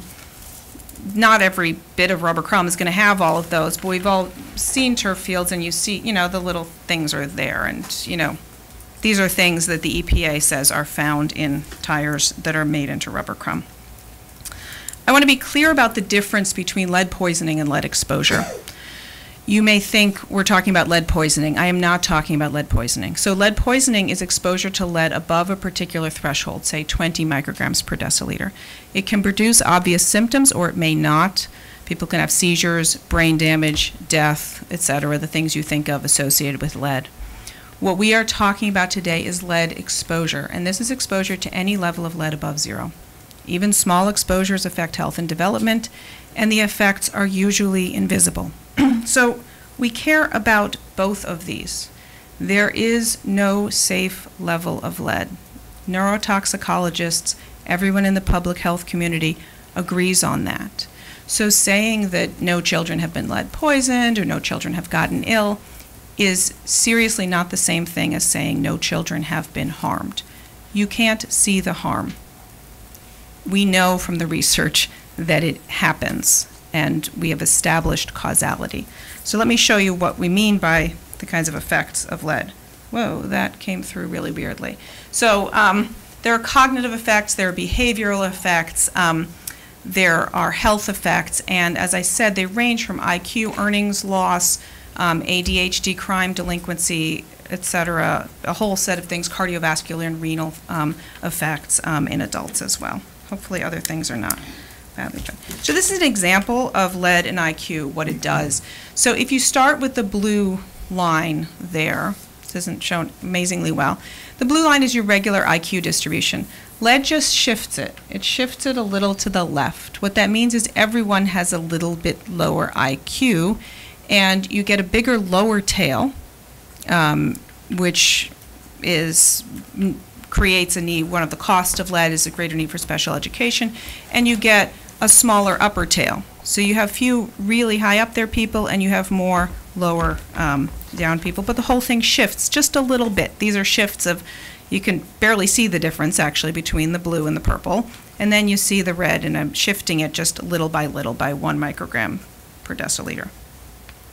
This is from my paper about MCAS scores versus lead. What you see is that as lead increases to the right, the MCAS scores go down. And these are by birth year. So those are kids born in 1992 and kids born in 1999. Those are English scores. These are the math scores, same downward trend. And this is from my recent paper showing blood lead increasing, and then 20 years later, the rate of teen pregnancy increasing in that same state if you link people back to where they were when they were exposed to lead. So this is childhood exposure and then what happens in adulthood. I want to be clear, what I'm here to tell you is that even a little lead is unambiguously bad. So we have 20 years of research showing us that lead has unambiguous and long-lasting effects on intelligence, behavior, and health. And this is not correlation. This is causation. So the research has established causality. Lead actually causes these bad outcomes. It is not just that kids in disadvantaged circumstances happen to be the ones exposed to lead and they happen to have worse outcomes. All of my research completely controls for all of those other things. And it uses exposure from lead that doesn't come from living in an old house or in a public housing project or all kinds of other places you could think the lead might be coming from. And in fact, my most recent research suggests that the effects are larger for kids in more advantaged circumstances with higher educated parents, with higher family income. So it's something really to pay attention to. So last year, for an American Association for the Advancement of Science conference, I was part of a panel and I was asked to try to cost out lead. Try to think, okay, what are the societal costs of lead? And what I put together for that was to figure out what 1 microgram costs. 1 microgram per deciliter. So we shift the population distribution 1 microgram over. This was actually to think about how do we think about what the CDC is doing, and what if the CDC could reduce everyone's lead exposure by 1 microgram. So this is what it looks like.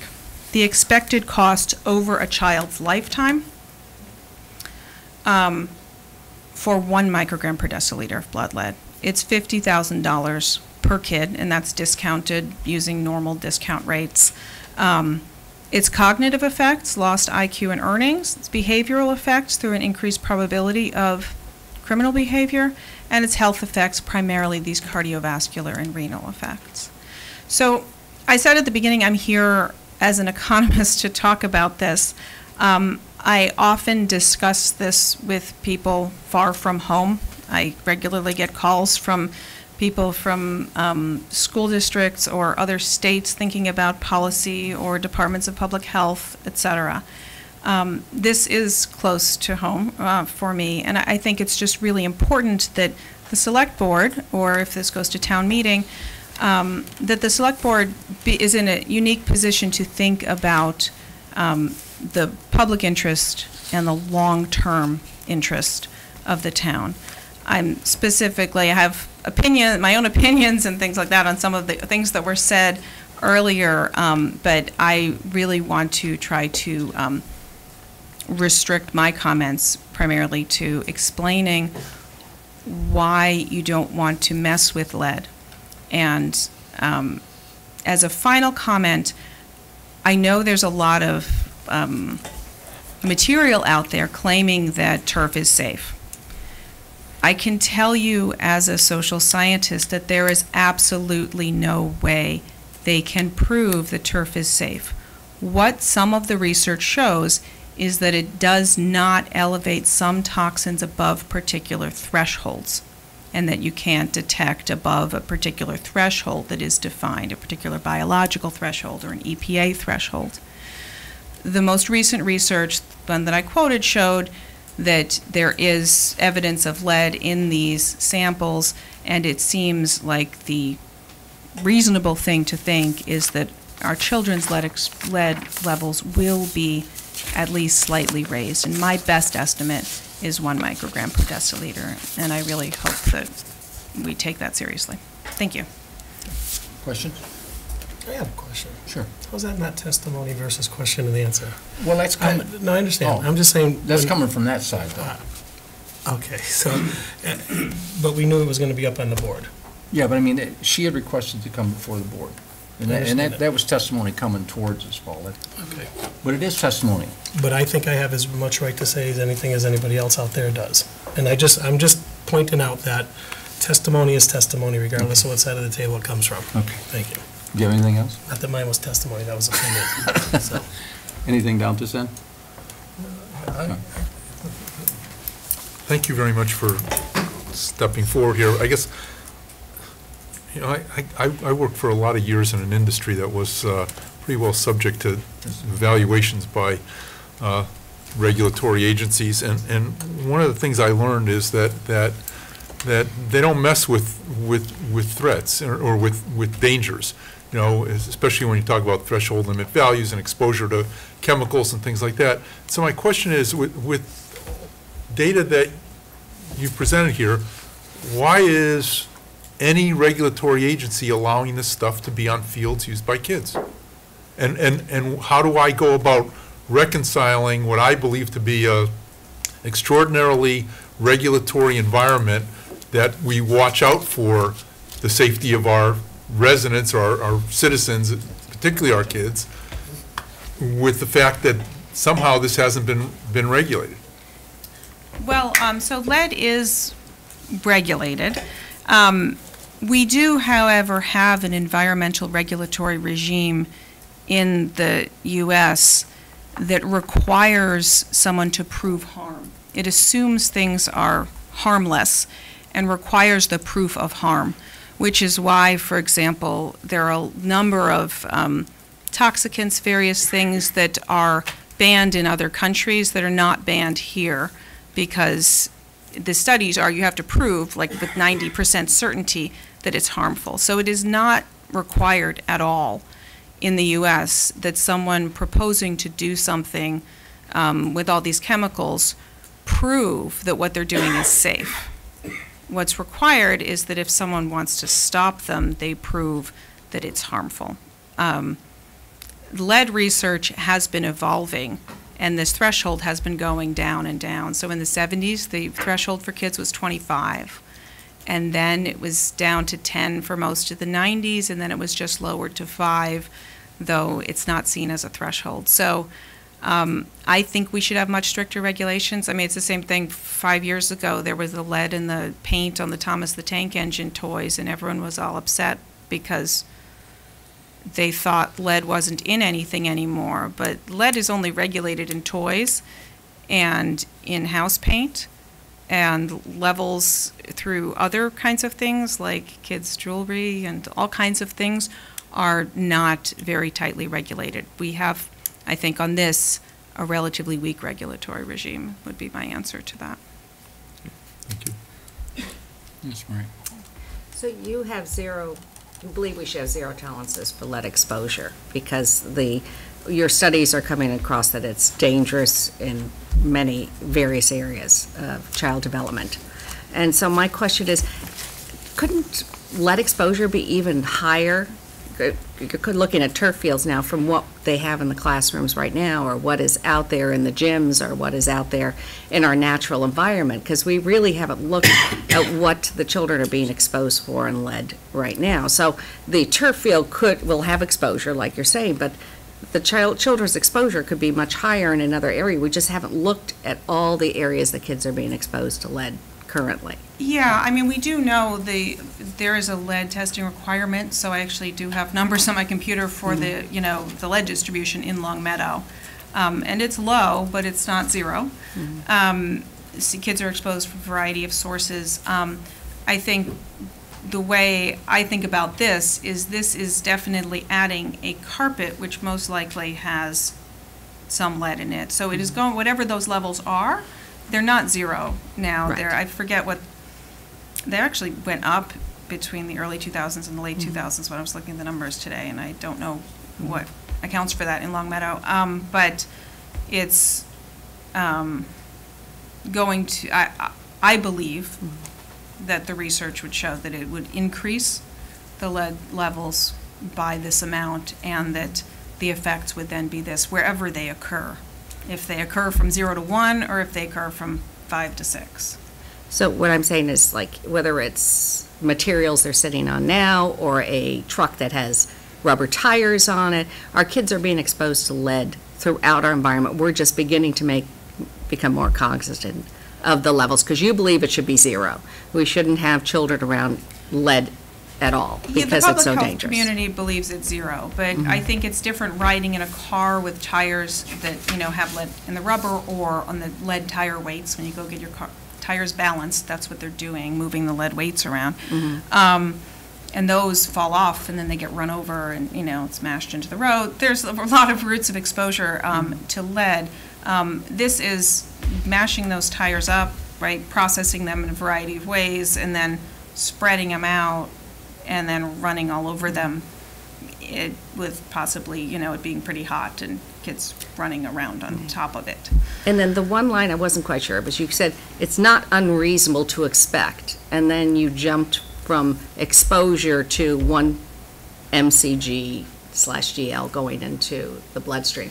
That's just your opinion at this point. You don't have any studies that are saying, it's just you believe that the exposure is so risky that when we're talking about a child's exposure, depending on how much time, that you're thinking that's where you would end up as a causation and a result. That was my calculation based on the limited information available in the paper, the 2013 paper that I quoted. So I took the results they had and tried to think about what they meant. They had something about what percentage of kids would have lead above 5, thinking that lead above 5 was all we cared about. I used those numbers to try to back out what that meant about how many kids, they were starting from an assumption that everyone starts at 0. And then they said what percentage would be above 5. So I, based on what we know about these distributions, figured out what that would mean about how many kids would go to 1, how many would go to 2, how many to 3, how many to 4, and how many to 5. And averaging that out with those percentages, it comes up with an average increase of 1. And did you look at what the exposure was, the average child would be on the field? In other words, if we had, how many kids that we have, like 3,000, how many minutes they would be on the AstroTurf field? So since I was just building on that paper, that paper said this is what someone's going to be exposed to after regular play on this field. It's limited. I mean, I took what I thought was the best, most recent useful analysis about how one is exposed. But again, my area of expertise is really about lead. It's not about turf, and I don't want to, overstep on.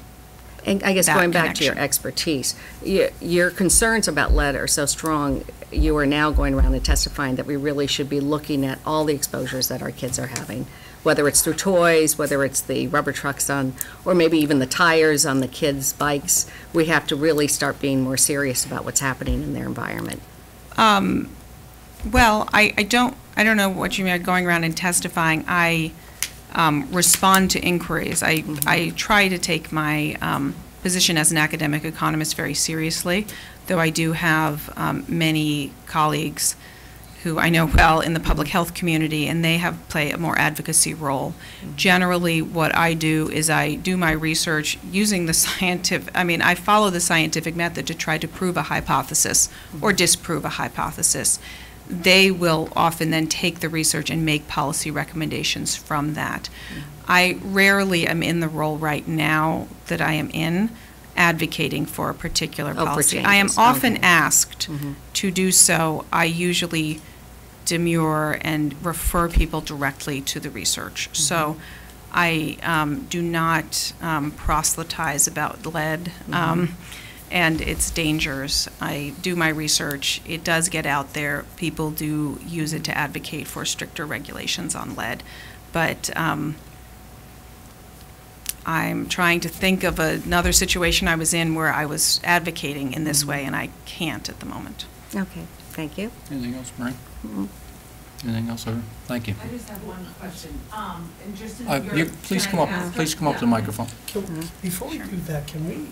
What are the ground rules? I don't know Ms. Reyes. I know I've seen her in a couple of forums, and I understand what her background is. But if we're going to start saying that this is the go-to source, and I would really want to establish some boundaries, so to speak, as to are we going to let people question each other about what they're going to come up here and say? Because that's what we're about to do. Address this board. I'm going to address the board and just ask if she can address it in terms of, my name's Kristen So Fitzpatrick. yes. How else would we run it, Paul?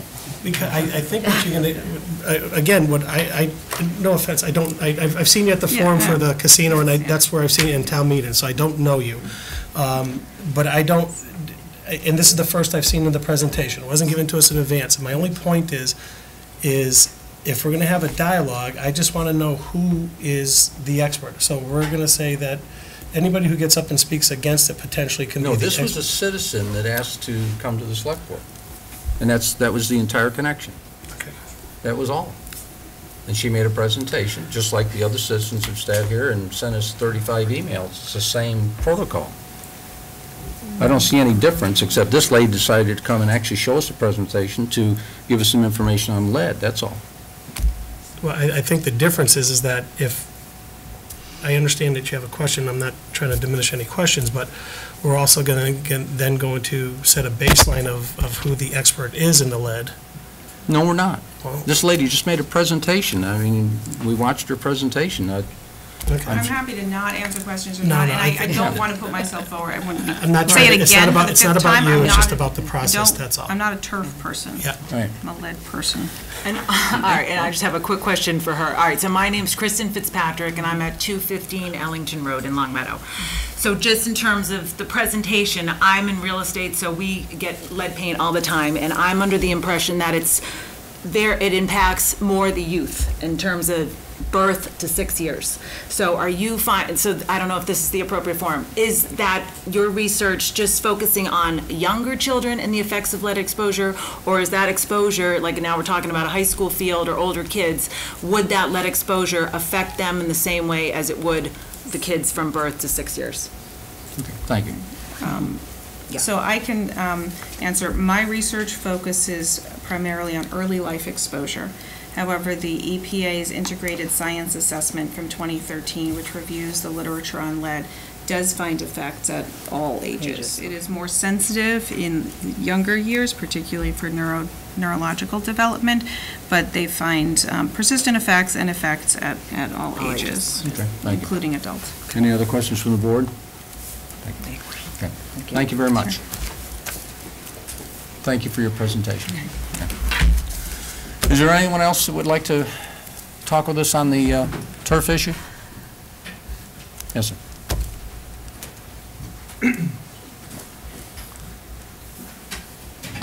State your name and... Bill Mulderig, 3 Oxford Road, Longmeadow. My name is Bill Mulderig. I am a resident of Longmeadow for 11 years. My wife and I moved to Longmeadow 11 years ago, as was stated by Mr. Santinello, why many of us have. We believe this is a great community to raise children in. We were attracted to the Longmeadow school systems and its distinct sense of community. I often hear that education is the key to our nation's future, and I would add that health and living an active lifestyle are just as important. Our nation's obesity rates have doubled since 1980. Our country and our community is at a pivotal crossroads in fighting the dire consequences of a sedentary lifestyle. In Longmeadow, we are blessed that the town and the high school offer a significant multitude of athletic and recreational programs for our young people to launch them on a journey towards an active and healthy lifestyle. However, as a coach and a parent in this town, our current fields are not able to serve the needs of our community. For those of us who have children using the fields, it is clear to most of us that Longmeadow's fields are substandard compared to the surrounding towns. They are filled with dust, crabgrass, and holes. Our children are turning their ankles, hitting their heads, which cause concussions, and inhaling dust on our overused and hard compacted fields. It is virtually impossible to properly maintain our fields with the heavy level of usage they absorb. Between all of the great programs Longmeadow supports, our northern climate, and the town's general lack of open space. A field turf field will benefit every single child in Longmeadow, regardless of what sport they participate in. It can be used for 10 months a year and be maintained easily. Its use will allow the other fields in town to be used less often and therefore be healthier and safer. It's a solution that many thoughtful Massachusetts towns and institutions who care about their children have made after careful consideration. Field turf is the surface of choice for almost all high school and college outdoor athletic facilities. It is not a revolutionary or new product. UMass, Harvard, Holy Cross, Boston College, and Springfield College are just a few of the Massachusetts-based institutions of higher learning that use field turf for their men's and women's lacrosse, soccer, and field hockey teams. Every single Ivy League institution, as well as prominent research universities like Duke and Stanford, leverage turf fields. These are institutions with significant endowments. They would not be jeopardizing the health of their own student athletes simply because they don't want to water their grass. They've just made the intelligent decision to leverage a product that is safe for athletes, it's even playing surface, it's softer impact than poorly maintained grass to use, and it can reduce the use of fertilizers and gasoline-powered tractors that do environmental damage in a grass field scenario. Towns in Massachusetts with a similar commitment to academics and athletics and caring about their children as Longmeadow have implemented field turf include Brookline, Wayland, Dover, Wellesley, Weston, Lexington, Sharon, Holliston, Hopkinton, Andover, Medfield, Lincoln, Sudbury, and Newton, just to name a few. Local towns with turf fields include East Longmeadow, West Springfield, Simsbury, Glastonbury, West Hartford, and Avon.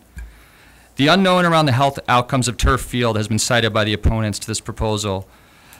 I would say as an analogy, do we really know the outcomes of radio waves coming from iPads? I would cite several studies that I Googled tonight that say that they can be potentially harmful and may even cause brain cancer.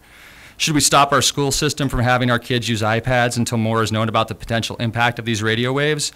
I guess in theory that could be a strategy. However, the answer is for any reasonable person, of course not. That would be perceived as an insane argument and one that could put our children at a distinct disadvantage in a technology-driven world. So we all choose to make the best decision we can with the information at hand. Field turf is a ubiquitous product. My 10-year-old son will play soccer on field turf 4 times this week alone. Every like town to Longmeadow in Massachusetts has implemented this technology.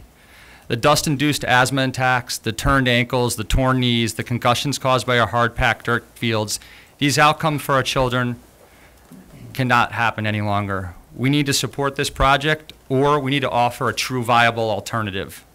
This is a project that is so important to so many people in this town that the proposal includes the field being privately funded. I urge the select board to approve this proposal. Thank you. Okay, thank you. Any questions? No? Thank you. Anyone else?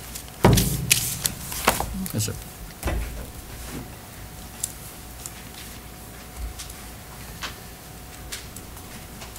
My name is Eric Bascom, 59 Converse Street, Longmeadow, Mass. I would like to first of all strike his last word and say, as a Longmeadow High School alumnus since 1998, I'm strongly against the AstroTurf and Field Turf fields. I was a team manager for over 4 or 5 years here, and I'm somebody who really appreciates having the grass there because it's very, very difficult to lug heavy equipment and work on the fields and have to put your hands down on this hard concrete. I actually just fell on concrete and cobblestones and hurt my hip this last weekend, and I'm badly got injured. And I think I'm a graduate of Longmeadow High School as well as Indiana University. And at Indiana University, we have a field turf field there. And I've seen several of my classmates and friends that have gotten injured and killed over it. And there's many links to concussions. It's very, very dangerous. And it's changed, I could say it's changed from the AstroTurf from when my dad grew up. But I could tell you it's just equally as dangerous having the field turf we have today. I'm more opposed to it because it's dangerous, more or less than it's not. I have no problem with private money going towards it. I just have a problem with we have to think about how dangerous it is for the community to have this. And I think our town is becoming too progressive when it comes to, we just built a new high school. You took away my old high school that I actually loved here, even though it was deteriorating. But now you want to take away our athletic fields because they're getting in worse shape. You want to change them over and put a field turf fields. I mean, you should come ask some of us former athletes what we think. A lot of us miss our old high school. I mean, you're taking away some of the legacy. Thank you. Anyone else? Mr. Foster, Yeah. I came up. Got to get to the mic, sir. I didn't know if I was allowed back. Paul said you could come back. That's what you have to say. All right, I guess it's great. So I guess I don't have to reintroduce myself. I listened to most of the lecture about the lead and everything else that was presented before you, and I just find that there are a lot of holes and a lot of inaccuracies as to what has been said to you. The state of Massachusetts tests lead in children between 8 to 12 months, between 2 and 3 years, and before they enter kindergarten. All the data that was presented before you is related to little kids, and little kids do not play on these fields. These fields, the reason why the state of Massachusetts and all the other states stopped testing and stopped holding criteria like making people de-lead houses if the house shows lead and the kids are under 6 is because your body, as you get older, actually will fight off the lead, and it will eliminate the lead from your body. First of all, second of all, the crumb rubber that's here.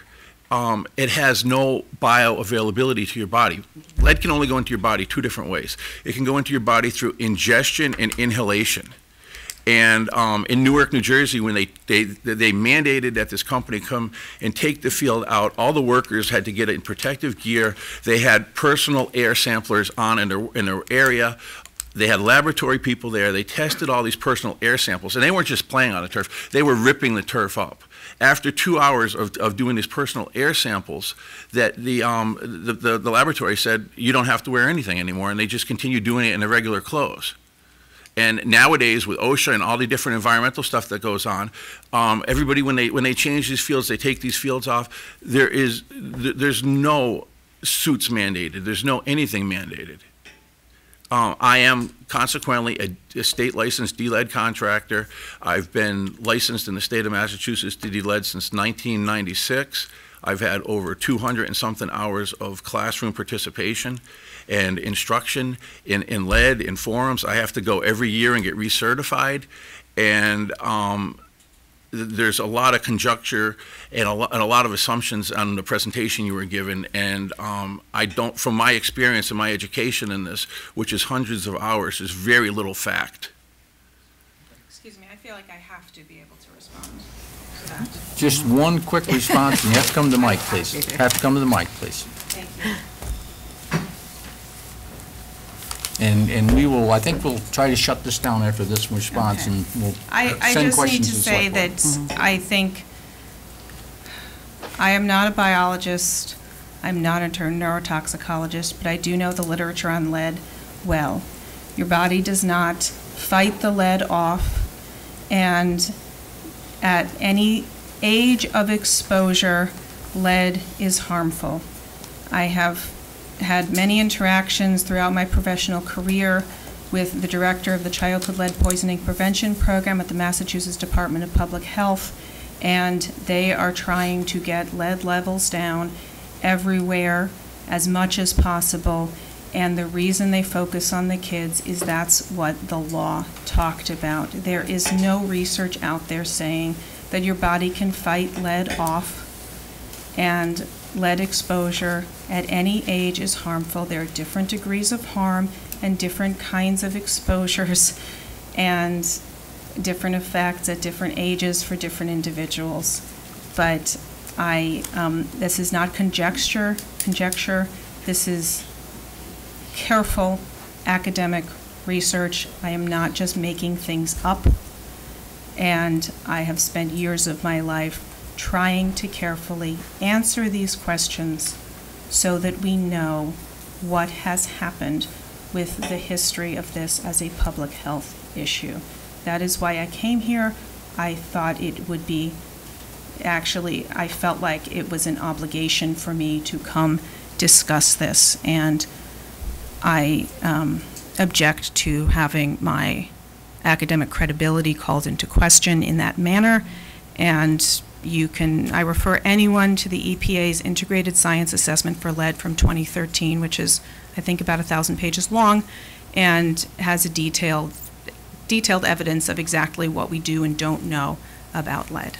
Thank you. Okay, thank you. We've heard from a lot of people. No. Yeah, one more. I was going to say, we've heard from a lot of people. We've likely got 50 emails and. And there's a gentleman here who. Yeah, I think you know, in all fairness, if someone came out to the meeting tonight, that you would listen to everybody who wishes to speak. Well, if you have the same story, though, do you have a different story to share with the board? I have a different story, absolutely. Okay, then that's fine, sir. Yes, sir. Michael O'Reilly, 87 Rugby Road. Mm-hmm. Just kind of echoing a lot of what was said, but a little different. Mary Jo addressed the field hockey in particular. The state is mandating in the state tournament that we play on turf. Mm-hmm. You know, in this town, we have fields that are subpar, I'd say. But the state, they're not saying you can play on grass, they're not saying you can play on subpar, they're saying you have to play on turf. So the state tournament from Western Mass on is all on turf.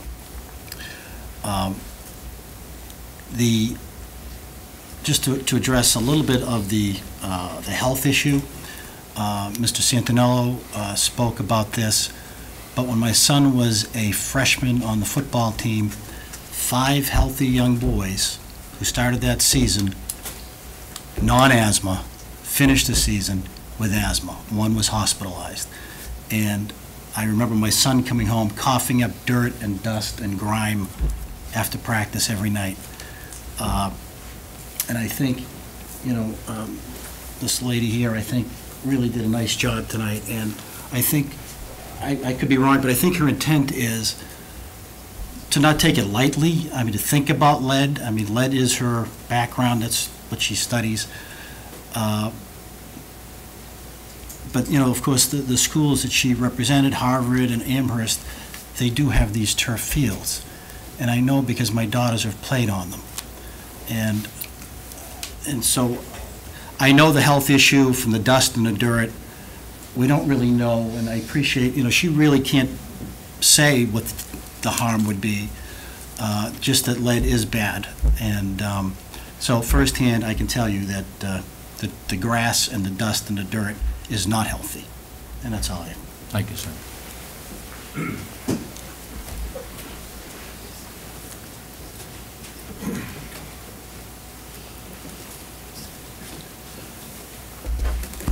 My name's Dave Wheaton, 11 Cross Street, Long Meadow. I'm sorry, what was that again? Dave Wheaton, Thank you. 11 Cross Street, Long Meadow. For the record, I'm also manage the Northeast for AstroTurf, a synthetic turf company, and the name has gotten thrown around a little bit in the paper, in the meeting tonight, and some of the reports. That's the brand that invented the industry 50 years ago. And a lot has changed with the product over the years, and I just want to make a few things very clear to everybody here tonight. The input from everyone has been very helpful, but I think there's a few things that I can make very clear to you that where there might be a little bit of confusion right now. And the number of fields that are out there here in the U.S. is probably around 10,000, and going into since the late 90s. So it is hardly something new. It is well vetted. Some towns and programs are on their third, fourth, in some cases like Springfield College, even probably close to their fifth generation fields that are in play. It is not something that where the residents of Long Meadow, the children, are going to be guinea pigs. I completely agree with the conversation about lead today and about its dangers.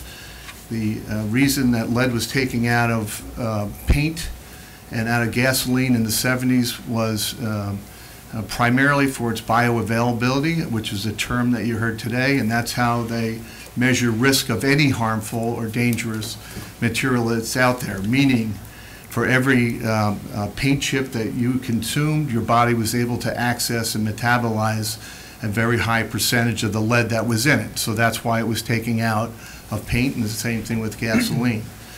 It's still used for a number of years. Lead was used as pigment stabilizers in the petrochemical industry. Obviously, it's used in tires that you know about today, a lot of car parts. Automobiles are probably the leading source of the uses of industrial lead today. They've been removed from just about everywhere where it is deemed hazardous. And in 2008, when the field that Mr. Abdow mentioned was removed with workers in suits, that was my particular project in 2008. I'm very, very familiar with it. And that field had no crumb rubber in it. It was all fiber. It was nylon fiber, and lead chromate was a pigment stabilizer that was used up until 2008. And when the dust settled and hysteria and the science actually came out, it wasn't 2 hours, but after 2 days, we were allowed to take off all protective hazardous materials, and we were allowed to throw it. They told us to throw it in the dump because the lead was encapsulated in the fiber. Your body had zero bioavailability to that encapsulated lead. And to give you an example, they proved that a 10-year-old child would have to consume 23 pounds of that fiber just to reach the minimal threshold that was allowed in children's toys, your Mr. Potato Head, your Legos, whatever at the time. The fact that these levels have come down each year goes to our zero tolerance, right? So we can measure that there's something there. If we can measure it, then it's got to be bad. I think we're going to get to a point where we're going to realize that the background lead that we're going to find in the soil around the school, around town, around any urban area where lead has been heavily used over a period of time is going to be the background is going to be higher than anything that we've actually are manufacturing or using today. I think the exposure for the kids, as far as from the crumb rubber, is extremely minimal, and I find it a little hard to believe that we're even having this conversation since the town has had a synthetic track for 20 years. So every child, the old people, have been running on crumb rubber. That's exactly what the track is made out of. It's crumb rubber held together with a urethane binder. It's recycled, chopped up tires. So is the playground equipment that you see with the poured-in-place fall protection for little kids around playscapes. That's crumb rubber. Those are ground-up tires. So the fact that we did that 20 years ago, and then we just spent CPA funds and taxpayer dollars on ripping out and putting crumb rubber back into our brand new track, I find it a little kind of hard to believe that there's such an uproar about it. If it was okay to do it 20 years ago, it was okay to do it last month. I don't see I see a little bit of a contradiction here as far as the amount of crumb rubber that's going to be inside the field as well. So I think we need to consider that, need to think about it. I think cooler heads need to kind of prevail here. I think the exposure is extremely minimal. And the evidence and the studies are extensive about what has been done with crumb rubber in athletic fields over the years. The fact that we might not particularly care for somebody's results or study, I think you need to look at the full body of work and not just one thing that might suit or support your personal feelings, ideology, whatever. And if you go to the EPA website this morning, they have a whole section on ground crumb rubber applications where they talk about how it makes athletic fields safer, how it's used in running tracks for fall protection for children. So I don't think that everybody's exactly on the same page. The studies that I recommended that Shad and George talk about were ones that were well received, well thought out, and from reputable state, federal agencies and independent test labs, not by the rubber industry or not by an organization that has political or an agenda regarding crumb rubber at all. So with that being said, I have lived here for 25 years, raised my two boys, both graduated from the high school, very active in sports. I think just about a good portion of the people in this room know who I am. Most of the people watching the TV, I've been called upon a number of times over the years to provide information to individuals, booster clubs, the DPW at the request of Robin Crosby about it. I'm in the book. I have a listed phone number, and if anybody had a question, I would have thought that they would have probably picked up the phone and asked me instead of just trying to go to the paper and drag my company into it without even asking the question. I'd be more than happy to be perfectly honest with information regarding the industry. I've never made a sales call to the town of Long Meadow. I've only asked when been called upon. So hopefully everybody's got a little bit of information enough to make a decision. This is a great opportunity for the folks of Long Meadow. You have a couple of people that want to do the heavy lifting and raise the money privately. I'm sure that a replacement and funding program was not done for the track. So, and that's going to be a burden for the members of town 10 years, 15 years down the road like it was this time around. The fact that these guys are even researching to find ways to raise money. Bay Path College has expressed interest in their field hockey program alone spends $8,000 a year on field rental space just for the field hockey program. So there's a lot of opportunity there. All these guys are looking for is for you to kind of, hate to say it, but get out of the way and kind of let this thing happen and help. So anyway, thanks for the opportunity. Can I ask you one question? Yes. Durability, because one of the things that has been presented, it's 8 to 10 year replacement. I know Holyoke High School's been around for a lot longer than 8 years. Yeah, Holyoke's field that AstroTurf put in 2001, I believe. It's probably one of the oldest infield fields that are left in the country right now. It's still in play. Is the replacement cycle, when you say 8 to 10 years, is that Right. total replacement? Is there a lot of maintenance besides the, I know that, we talked about the machine to mow the crumb rubber or grate, Groom. groom it. Right. Thank you. Do you see those types of fields tear in or anything like that? Is there regular routine maintenance of that we Without should a doubt. expect? Yeah, the manufacturer warranties it for 8 years. That's standard in the industry. So anything from fiber, the breakdown of the fiber, if the field compacts, becomes too hard over time, there's a G-max rating and a range that we guarantee that the field will stay in during that eight-year period. Workmanship, seam failure, those are things that are all covered under warranty. So the manufacturer will come back to take care of that within that 8-year period. You do have to do some maintenance. Most projects today will include an annual visit from the manufacturer and with some minor maintenance help to do an inspection and then certify that the field has been cared for properly. We take a look at your maintenance log to see what you're doing, the equipment that you're using. Personally, I have to inspect every single field in my territory every year and give a report, and I manage the entire Northeast. So that's every field in New York and the 6 New England states that we have. I have to be on it every year to check it out. So we do stay in touch to make sure that you're doing the right thing. Holyoke's a testament of what can be done. They have had annual maintenance on that field. Chicopee High School is a field of ours that's going on year 10. We say 8 to 10 years with good care and maintenance. You might hear 12, 15, or 20 years. That is irresponsible to say it would last that long. The sun will break down the fiber long before that. And just it's wear and sun is what UV light that actually breaks down the field over time. 8 to 10 is a responsible thing to actually use in your equation. Okay, and I got one more follow-up with them if I could.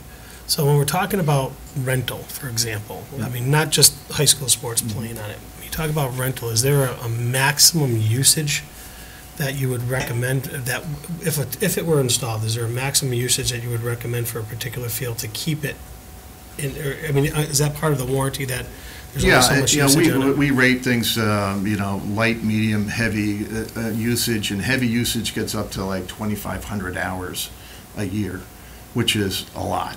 When you figure that you only play maybe 6 home football games on the current field right now, along with some soccer games, and then youth plays on it a little bit, you'd be hard-pressed probably to have, and Mike, the AD, could probably give you the exact number of hours on that field. I bet you it's less than 10 a week, so that's 500 hours or so a year, assuming you could play all year long, which you can on natural grass, right? So we're talking about, 5 times that or 4 times the amount of use that you're getting now, at least on the current field.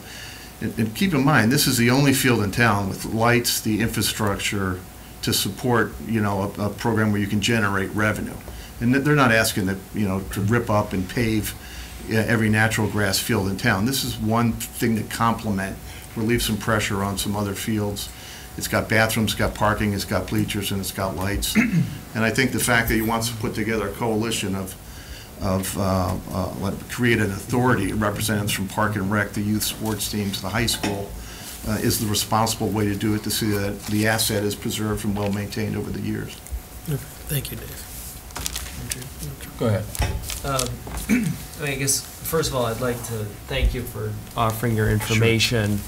I am somebody who has concerns about the health risks, but I think you and everybody who's in favor of it has the best, you want what's best for the town. I think people who are concerned about health risks wants what's best for the town. One thing that we haven't talked about, I think, is probably a little easier to understand, which is heat.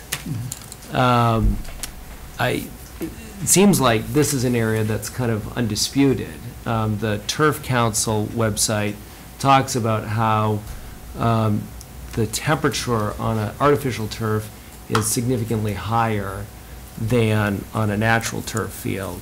And one of the studies that I found It's Penn State Center for Sports Surface Research that I circulated to the select board, and will be in our meeting materials so anybody can look at it, says that generally it's 35 to 55 degrees higher on an artificial turf than natural grass, and that they've had temperatures as high as 200 degrees Fahrenheit when it was 98, and then temperatures 120, 130, 140 degrees on the field when it's a little less than 98.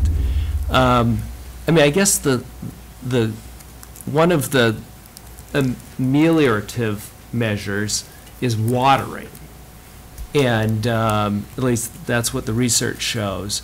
And I was just wondering, given the heat concerns, do you recommend any sort of heat monitoring? I mean, so that, there's a temperature on the field? It's a good question. It's a very good question, and during the school board presentation, I made it very clear. You can go back, and I said, heat's our Achilles heel. They're hotter. The fields get hot when the temperature is extreme. On average, the field is not 35 to 50 above ambient temperature or natural grass if it is a day like today. Okay, so if it's 72 degrees out is the high today, the turf field at West Springfield High School is not 120. It kind of goes up dramatically as obviously the higher amount of sun, radiant heat is actually hitting the field. So different times of the day, different times of the year, there's going to be times when you would almost consider it unplayable, that you wouldn't want to be out there. We have fields in Las Vegas, Arizona, New Mexico, obviously South Florida, and the like, in California, where it gets extremely hot. And they don't play on it at 2 o'clock in the afternoon when it's when the ambient temperature is 100 degrees out, and the field could be 140, 150 degrees. No doubt about that. 200, I've never heard of a field being 200 degrees. I mean, you wouldn't want to be out there. Your soles of your shoes would melt, and the polyethylene fiber that makes up the field would actually melt at that. I think the melt point for PE is in the 200, low 200 somewhere for the fiber. So. We've had, I don't know, 4 or 5 days this whole summer where the temperatures reached even 90 degrees. So, and the field is not even used at all during the summer, the hottest months, other than when football comes back. But football doesn't practice on that; they practice somewhere else. As far as water goes, water has proven to give you a very short-term, immediate relief. But then the water evaporates, and 10 minutes later, it's a sauna. It's even worse than it was when it was dry heat. So we don't even recommend watering a field to try to cool things off. We recommend you be responsible and practice only when it's when the temperature's appropriate. So I guess my question is, how can you be responsible? I mean, I guess what's the mechanism for it? I mean, how would you?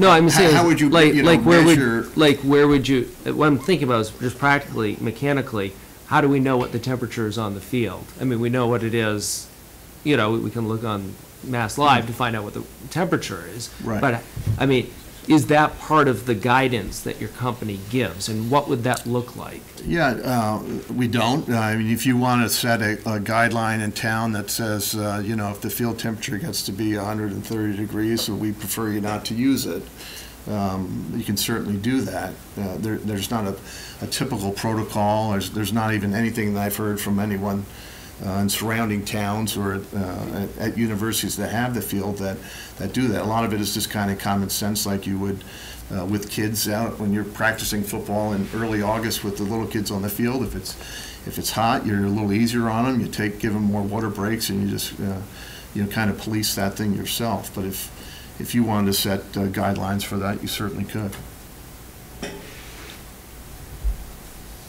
Anything else, Alex? Nope. Thank you. Thank you. Appreciate it. Anyone else? Okay. Richard, my question is, what is our next steps here? Are we now going to accept or not accept this offer of a gift? Does it go to a town meeting, which means it goes before, has to go on a town warrant? And if we're going to accept the gift, how do we go about doing things like setting boundaries? If that's in fact the case, there was a discussion here about a proposal to set up I guess it's a field management committee or whatever it is, that would, and so how do we reconcile between an offer of a gift to the town of a turf field that, so far I still have not seen, the detail, the level of detail of this gift that explains anything other than we're going to get a turf field, which is a concern because you would hope that there's a well enough defined that we know what's left behind or not left behind for the town, and proceeding forward. I mean, so I don't even know what our next steps are. Are we currently the final authority to accept this gift? And if we are, how do we go about setting the parameters around accepting the gift, given all the discussions we've had? As far as I know, we would be the final authority on accepting the gift, but it's at the point that we have sufficient questions answered that we have raised to be able to vote on this issue appropriately. Stephen? If I could make a recommendation, I think my understanding from the folks who first presented this, they're not making a gift tonight. The gift is in the form of the funds raised to fund the field. So I guess the question that they had approached me with was, would the town, support this initiative really in concept?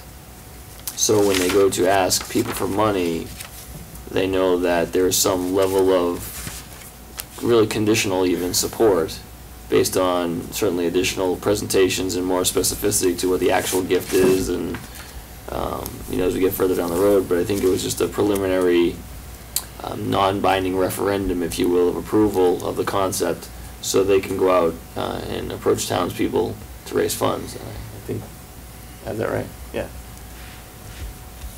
Thank you. Anything else? Well, I agree. I'm hung with you, Mark, because there's some unanswered questions that I would like to have answered, especially when we're talking about the accepting. I understand it's a gift. I truly understand. I understand it's a wonderful field, but I truly understand in 10 years we're going to need to replace it. So basically what you're asking is to place upon the town a $400,000 to $500,000 purchase 10 years from now that we'll have to fund unless we can find a source of funding. And that's a sole question that has to float before this board. I know if somebody wants to make an analysis that this is a simple decision, and it may be from wherever you sit. But when you broad scope and look at the entire picture at this town, we're making a commitment here to invest in this community 10 years down the road, where somebody's going to have to sit at this table and allocate 4, 3 to 5, whatever the amount of money is, some amount of money to replace this field when it wears out. Well, that's in today's dollars. That's in future dollars. It's some other amount of money. I mean, and the point is that, so does our vote include, if it becomes a financial decision, and I understand from the discussion tonight, it's a lot more than a financial decision, but simply the financial part of this discussion really has to involve how do we go about making that financial decision? Do we say, we're going to accept what we get now, and we want, literally, we've got a football field now, and when they're done, there's going to be a football field, and there'll be no cost to the town, and until they can get what I'll put together, a 100% RFP that, which is a bid that says, go out and bid on this thing, find the cost for it, and show us the dollar for dollar, every cost of that is going to be covered by private funds. Is that sufficient? Or then do we include in our discussion the discussion about, this whole idea of perpetually managing this thing? Because I'll tell you that, the last thing I'd be interested in doing is setting up another citizens committee to run managing the field and who rents it out and how they control it. Because, I heard some great things tonight, but they were relatively contradictory. You know, we can use this field for us and Bay Path and everybody, and then, well, we're not going to use it very much because, you know, it would be problematic. You know, the discussion was just now, well, we only use it now 50 hours a week or something like that. I think that was the number that was used, and we could use this 5 times as much, you know, but are we going to use it that frequently? And so the question is, how frequently we get to use it? You know, when we use it and there's rental collected, who's paying for the lights? You know, the town's paying the light bill, and the money that gets used because the lights are on all that much more goes. So I'm not at all interested in having an independent group run this. That's my personal opinion. Run the finances, but that doesn't mean I'm not interested in accepting the gift. I think that, you know, I think they're two items. They're two very distinct items. But very honestly, I don't think you can accept the one without the other, Richard. You can't, but it's two pieces of the puzzle. I mean, we're not sitting here opposed to this gift. Well, some people are. I'm just saying I don't think Mr. Gold is, and I'm certainly not, but our questions come up was, what do we do with the gift 10 years from now? And I think that's something that you can't solve. This is going to have to be solved between the select board and the school committee. I think there has to be communication that takes place on what we look at for a funding source to get us to that to take care of that concern. And I understand this is not a group meeting with the school committee, but, you know, the field belongs to schools, and they're going to charge fees for all this, and we need to work out something, I think, that reasonably meets the expectations of the board members. And I don't know, I think Alex or Mark and I may be the only two that have this concern about the future replacement. I haven't asked the other board members. I don't know if anyone else has concerns there or not. Well, Richard, yes. If I could just sort of build upon the question you're asking, and what Stephen brought out is sort of what is the gift? You know, I mean, what I've seen as a PowerPoint, you know, I would expect that if we were truly accepting a gift, you know, there'd be a document that sets it out. I mean, but I think Stephen makes a good point, you know, because it's something in the future, I think it's essentially impossible to accept a gift, because, you know, we don't know exactly, you know, what the parameters are of it, and we don't know how much money is being given to us, or what the conditions are. I mean, I imagine the donors would probably have certain conditions for us. We would have certain conditions for them. I think those are things that would have to be worked out. You know, and I guess if what the proponents are looking for is sort of a sense of the board, a referendum, you know, so that they can go out and go fundraise, because I imagine businesses in town would be less likely to donate if they thought at the end of the day that the gift would be rejected. But, you know, the fact is, you know, we're not going to be in a position to bind a future board by any sort of vote today. You know, we can sort of have a sense of whether, you know, an artificial turf field sort of along the lines of what we've discussed is acceptable, you know, and I'm happy to have that discussion, but I'm not sure that, you know, we could be in a position until that gift materializes. Well, I think the gift will materialize. I don't suspect that there's any doubt that gift is going to materialize.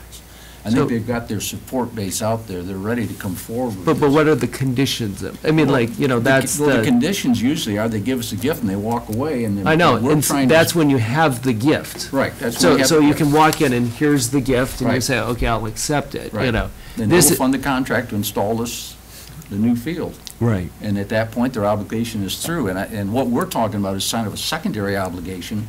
Is what do we do with this in the 10-year cycle? And we know it's coming. It is out there, but that's something the board's going to have to negotiate on. Yes, Mary?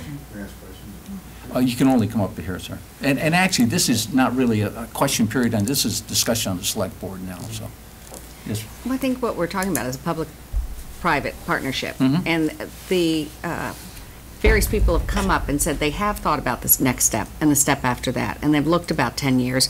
And what it comes down to is, what is the structure of that committee? What are we going to expect in the way of rentals of the fields? Because we'll want to include the electrical and maintenance and other aspects of what we're going to charge for that field. And that's something that the leadership of this board will step into step 2 and going forward with it.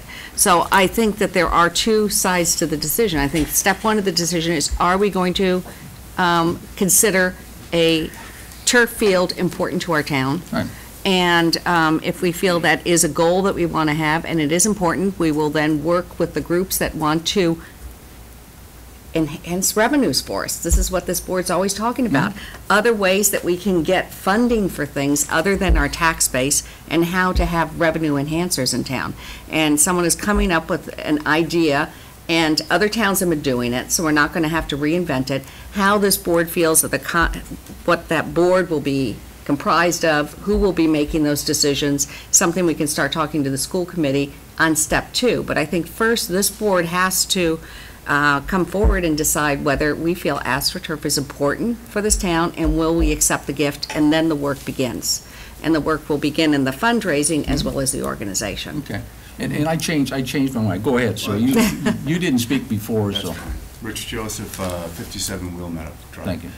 You know, I guess my question is to the board, how do you handle any asset that's added? How is it budgeted for? I know we're concerned about 10 years down the road. Well, you got a new high school. What do you do to replace that 30 years from now? You create a budget for it. You raise money, that type of thing. Why are we treating this any differently? I'll tell you why. Because we have priorities, and high school was a priority set by the town meeting. Okay, and so and we have sidewalks, and we have streets, and we have sewers, and we have storm sewers and water, sanitary sewers, and those are all priorities, and we figure out how to fund those. And we right now have an accumulated commitment, I guess, or capital needs somewhere upwards of $100 and some odd million. And so, when somebody says, well, it's only another $400,000 10 years from now, but right now we're struggling, at least I'm struggling, with how do we maintain a tax rate that doesn't drive older citizens and other people out of Longmeadow, to maintain our infrastructure, and to say somewhere down the road I'm imposing on a future select board the need to capitalize, which will be bond, $400,000, which that's at today's cost, so we'll use today's tax rate. That adds, $25 a year to somebody's tax rate for it's not $1 million, and it's not the end of the world, but that's the deal. I mean, and I will say personally that I lived through town when we went through it with the track. And anybody who's listened to these meetings saw me say, wait a second, this track we heard the exact same story about the track 10 or 12 or 15 years ago. That it won't cost the people in town anything. We'll worry about it when the time comes. And here the time came, and the town's come up with the money. We're sitting here debating whether or not this town should get a ladder truck for our fire department that costs $750,000. If it saves one life over the life of that fire truck, it's the best investment we ever made. And yet we don't have the extra $400,000 that truck costs over a regular ladder truck. So for me to prioritize the track and saying we're going to take the track because the people in Longmeadow voted to fund the track, and I'm saying, but we're putting in revising a track because somebody 8 or 10 years ago obligated us to do that 10 years later. They didn't intentionally do it, but the tracks were out. And then saying, but we're going to defer and go out and see if we can't find other money for a fire truck, to me is misguided priorities for this town. And so my answer is that we've got to look at overall finances. And yes, you're right, budgeting is budgeting, but we got a pie this big we need.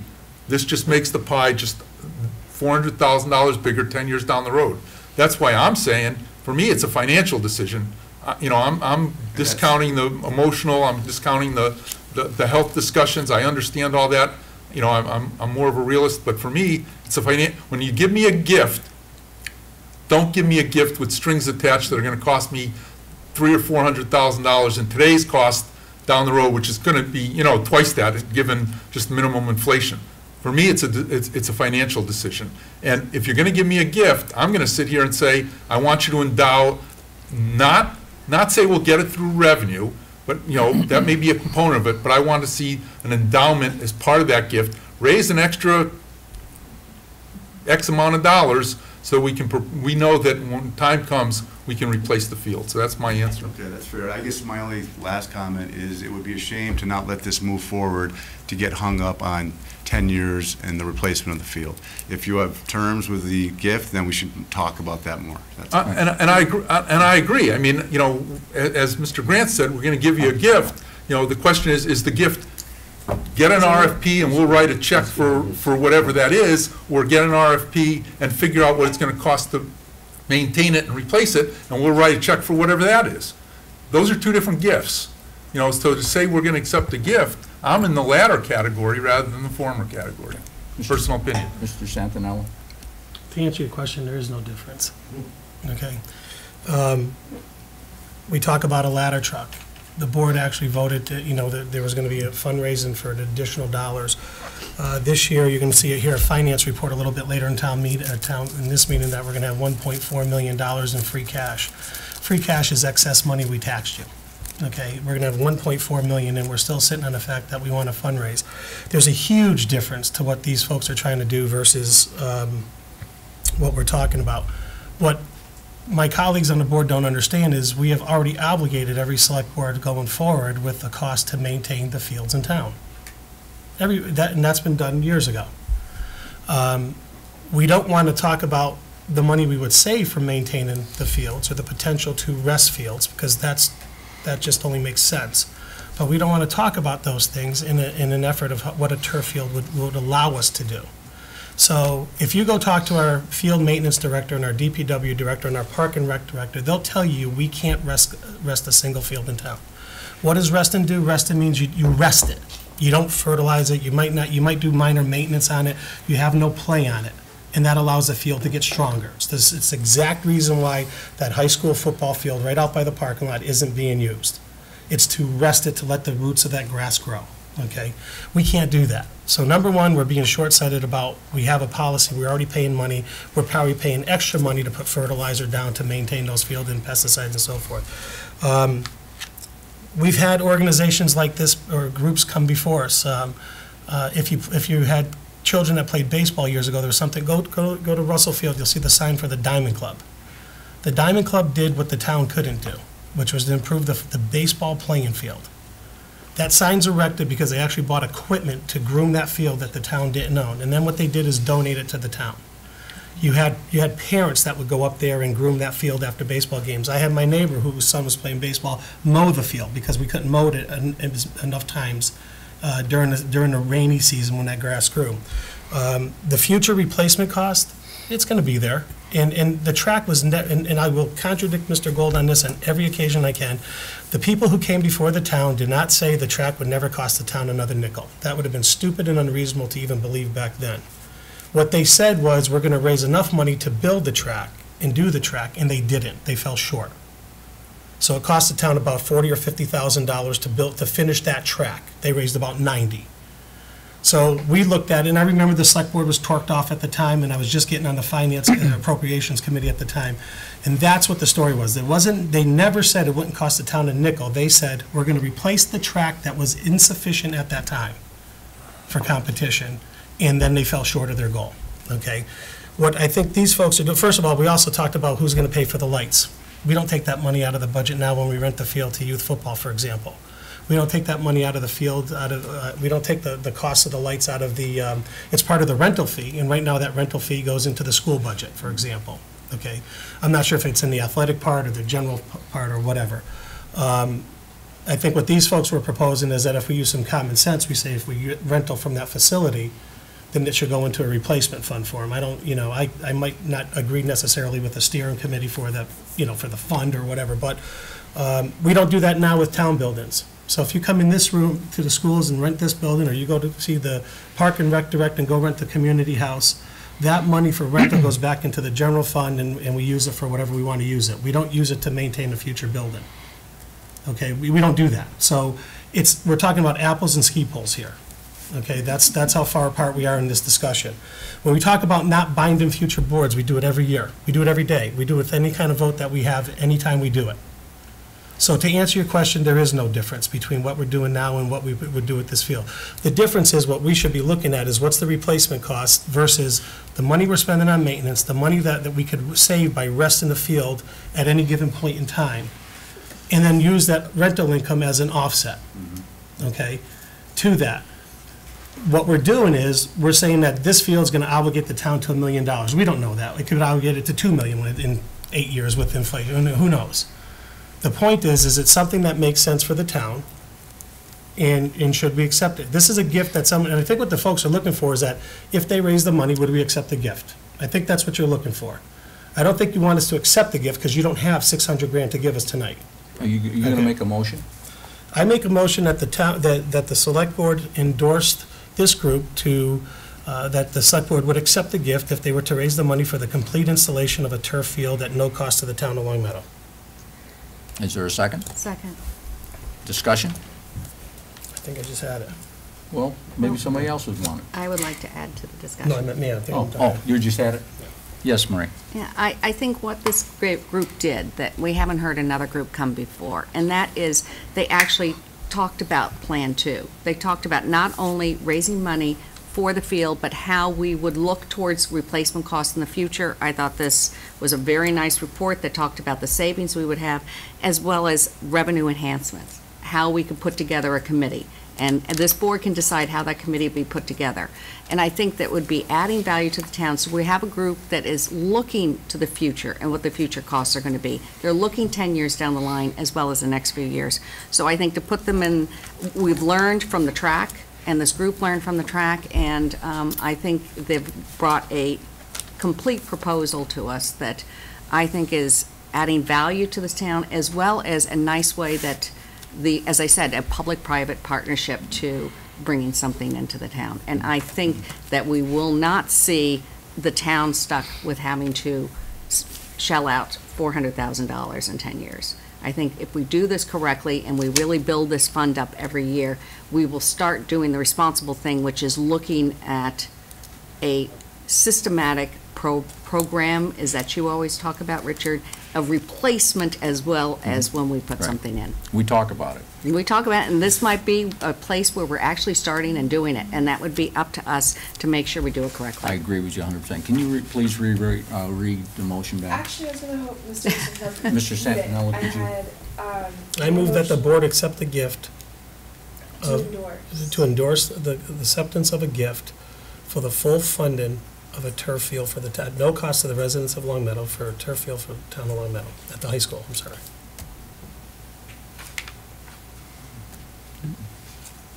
Okay, discussion? Yes, actually, I'd like to state my view on this, but I want to clarify what the gift is. I mean, literally, what I've been presented with is a PowerPoint. I'm sure the PowerPoint's not the gift. And so, I don't know, Paul, do you want to clarify further, or is that it? I mean, because I'm not sure what the gift is. I mean, and, to Mark's points, under what conditions? There are no conditions. The group that donates a gift does not go to the town of Long Meadow and say, here's my conditions for your gift. I don't think we've ever had that. Now, I think we've accepted some gifts with you as town manager, and I don't think that the donor can say there's conditions. They can, but you don't have to accept it. We don't have to accept it. I think if I just one brief comment, because I hear what Alex is saying, and I think the conversation about conditions and having a specific concrete plan for replacement and all the stuff that they've talked about that exists in like Acton Boxborough, those are all things we should have as a part of the acceptance of the gift.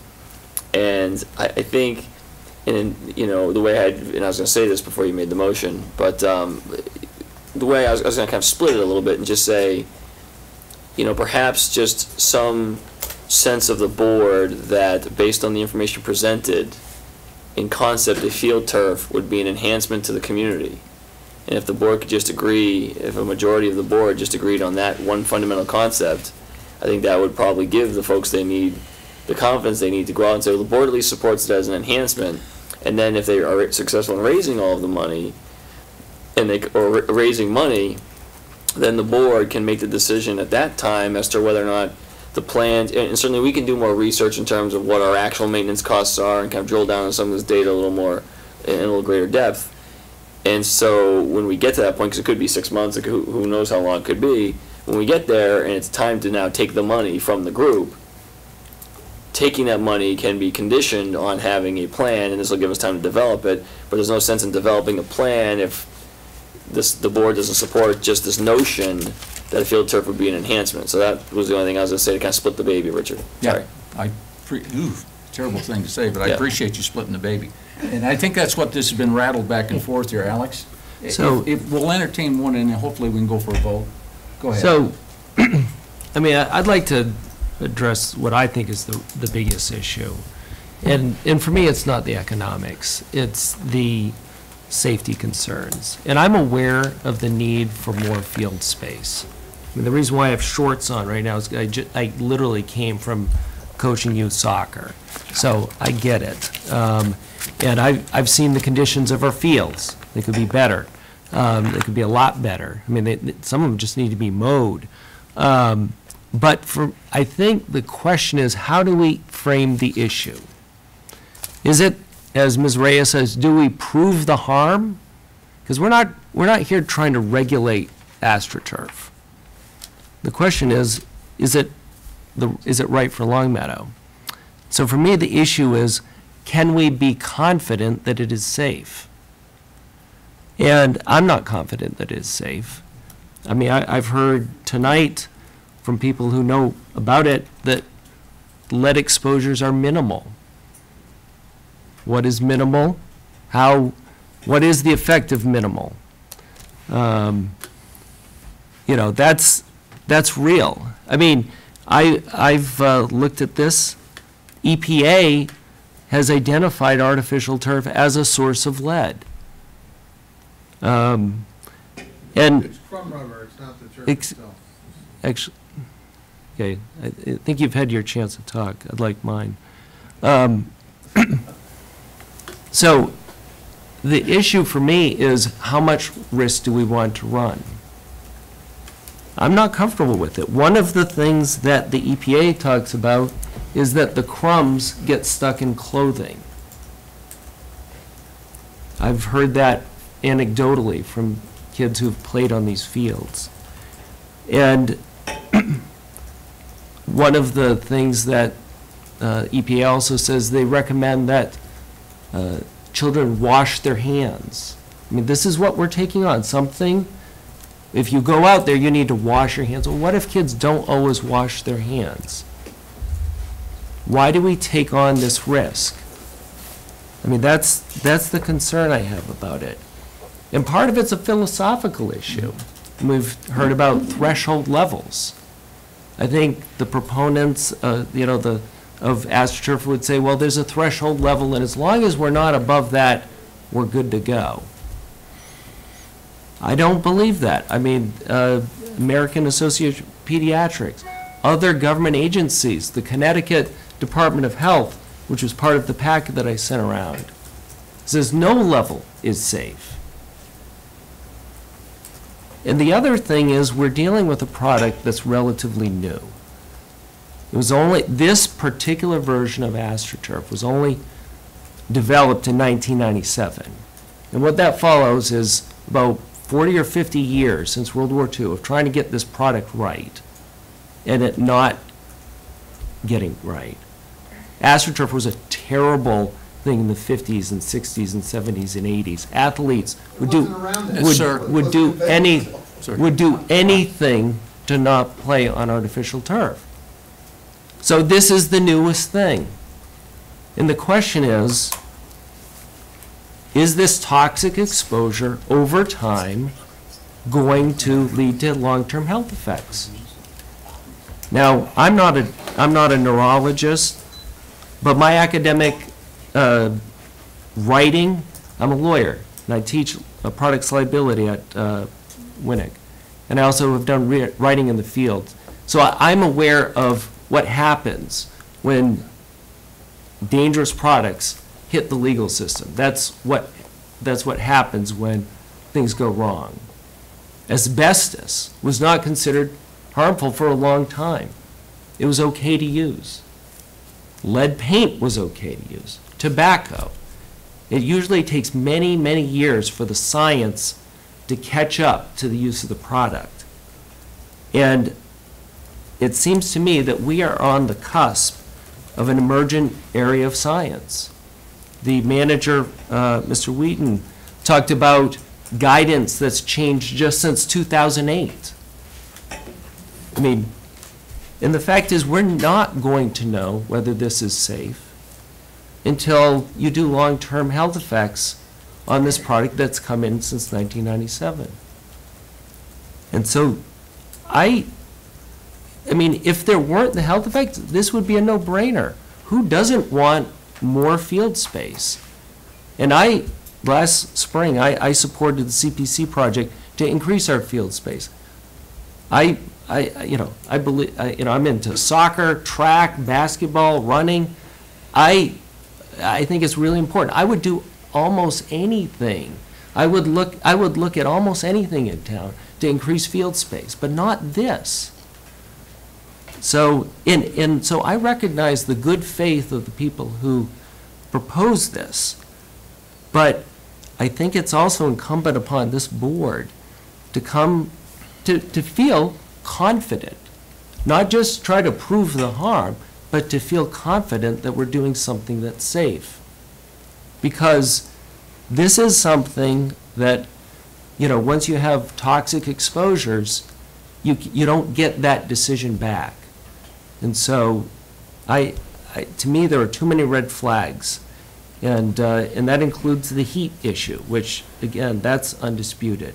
So I'm going to be voting against this motion. Okay. Yes. Go ahead, Marie. And I'm going to vote for it. And I know sometimes we look at what the future is, and we're not really sure on what's going to be happening, studies in the future, but what we do know are the studies now. And the studies now is that Pioneer Valley has one of the highest rates of asthma among children in the country. It's a very serious problem.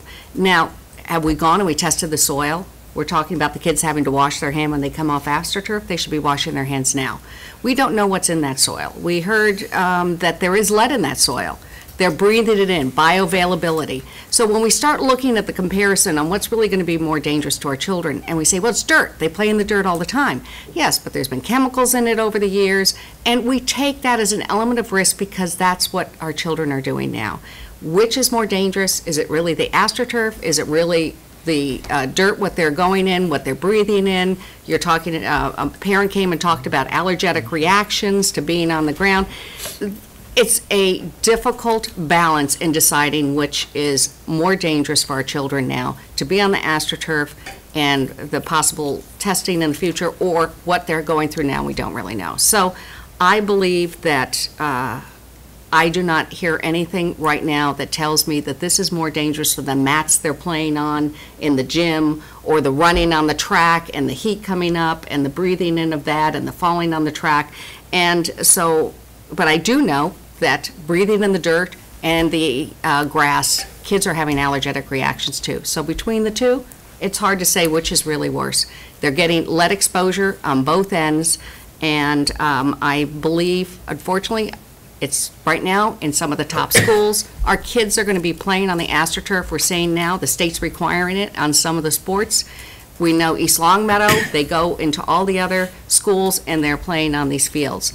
And so right now, I'll be supporting it. I don't see, right now, the study's telling me it's any worse than what they're going through now. Okay. Mark? Thanks. Rebecca, can you just read the motion as it's currently on the books? I have two different ones because Mr. Sentinel made a little bit of adjustment. Mr. Sentinel made a motion to endorse the acceptance of the gift, the full funding of the replacement field, and it was seconded by Ms. Angelides. Because the notes I have, there was a cost, and Paul, you probably want to, I hope you had written this down, Paul, when you said it, because it's something you said at no cost to the town was certainly a phrase in there. That was the second part, at no cost to the town for the replacement. Right, I mean. But not for My point of all this is, I want to make sure I know what I'm voting for here, which is I'll say that I support having people go out and fundraise and say, if we fundraise the money, the select board, at least as it's currently constituted, probably has a majority to accept the gift. I'm in favor of that. As they say, the devil's in the details, and the details have a lot to do with whose field is this anyway? Is it then become the it's the town's field? Is it the school department's field? Is there income from the field? Is there going to be how is the use of this field going to be managed, and all the other things that have been brought up, and I just want to make sure that this is a gift that we're accepting, basically, of saying, we get to write the RFP, we being the town, whoever that is. That could be the town manager, could be our Parks and Rec department, could be our director of athletics of our, of our school department, the athletic director. We get to write the RFP. We get to decide what it takes to put this in to our specifications, to our needs.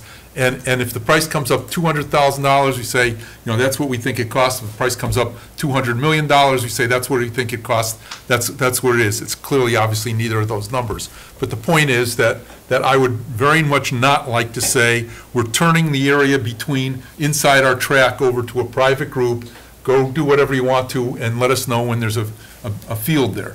I don't think that's the way for the town to control its assets. And so, my question of what are we accepting is we're accepting a gift of funding. That's what it was. We're accepting a gift of full funding of a turf field. That's what I thought I heard. Well, no, it's a motion to endorse the acceptance. To endorse the acceptance of a full funding of a turf field at no cost to the town. Paul, is that a fair representation of what you said? Fine. Are you satisfied with that? Would you like when it was first read, that's not what it was. So I want to make sure I know. Don't ask me to do it again. Okay. No, I didn't ask you to do it this time, Paul. Paul's all talked out. That's all right. I hear you. But I can go on. It's for full funding of a turf field. I would. Cost of the town alone now. Right. Now, Paul, I would like to say that if I was to offer an amendment that said to be specified by the town, that would clarify the turf field whose specifications will be set by the town of Longmeadow, or by our normal process. What? Make the amendment. So I'd like to make an motion that says full funding of a turf field to be specified by the town of Longmeadow at no cost to the town. Second? Second. Okay. So we've got an amendment to a motion? Yes. So, Right now, we're discussing the amendment. I understand. I'm still not clear. So are we endorsing the idea of accepting the gift, or are we accepting the gift? No, we're endorsing the acceptance, the idea, the acceptance of the gift.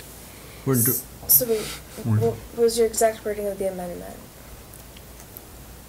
You had full funding of the turf field at no cost to the, Of the full funding of a turf field to be specified by the town. Okay, thank you. At no cost to the town. I guess, I'm sorry, Richard. Go ahead. Because this is so, it's to be done, it's in the future. I guess the question is, are we really binding the future board when this funding comes in, in whatever form it comes? I think we are. Okay, so if we're binding them. Yeah, could come in next year, or it's still us. Okay, right? but, so here's the question to you, Mark, since these conditions and the structure and all of that's so important, if we're bound, then none of those conditions apply.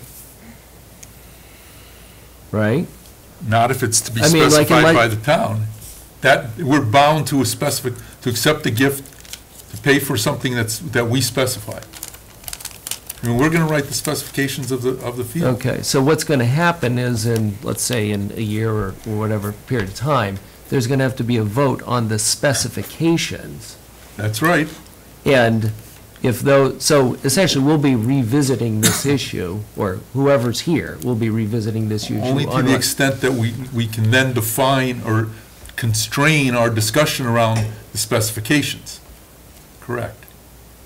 You know, is it going to be, you know, just like any other contract we write, that's over a certain amount of money that comes before this board to approve, an RFP. I mean, when we had major purchases in the town, the RFP comes before the board to authorize it. One thing that I think I'd like to address to the people that are worried about the finances is, you know, are we going to have lead monitoring? Are we going to have an insurance policy? Or does our insurance policy cover? I mean, if Ms. Rhea's research, which I think is the most credible thing we've heard so far in terms of lead exposure, suggests if we have a class action lawsuit of Long Meadow students that said, look, you were presented with the risks, the red flags were there, you went forward, and we have $50,000 of lost earning capacity. I mean, that's a question. I mean, do we think our insurance policy covers it? If not, then what should we be doing to mitigate those liability issues? Mr. Foster? Yeah. Okay. Right now, when our kids go play in East Long Meadow for the Thanksgiving football game, they're exposed, correct? When our kids go to play field hockey in East Long Meadow, they're exposed. When the kids go to Holyoke, they're exposed. Long Meadow High School football is going to, you know, I know this is my son plays, if I don't say that before, but we're playing in Holyoke next week, so he's exposed.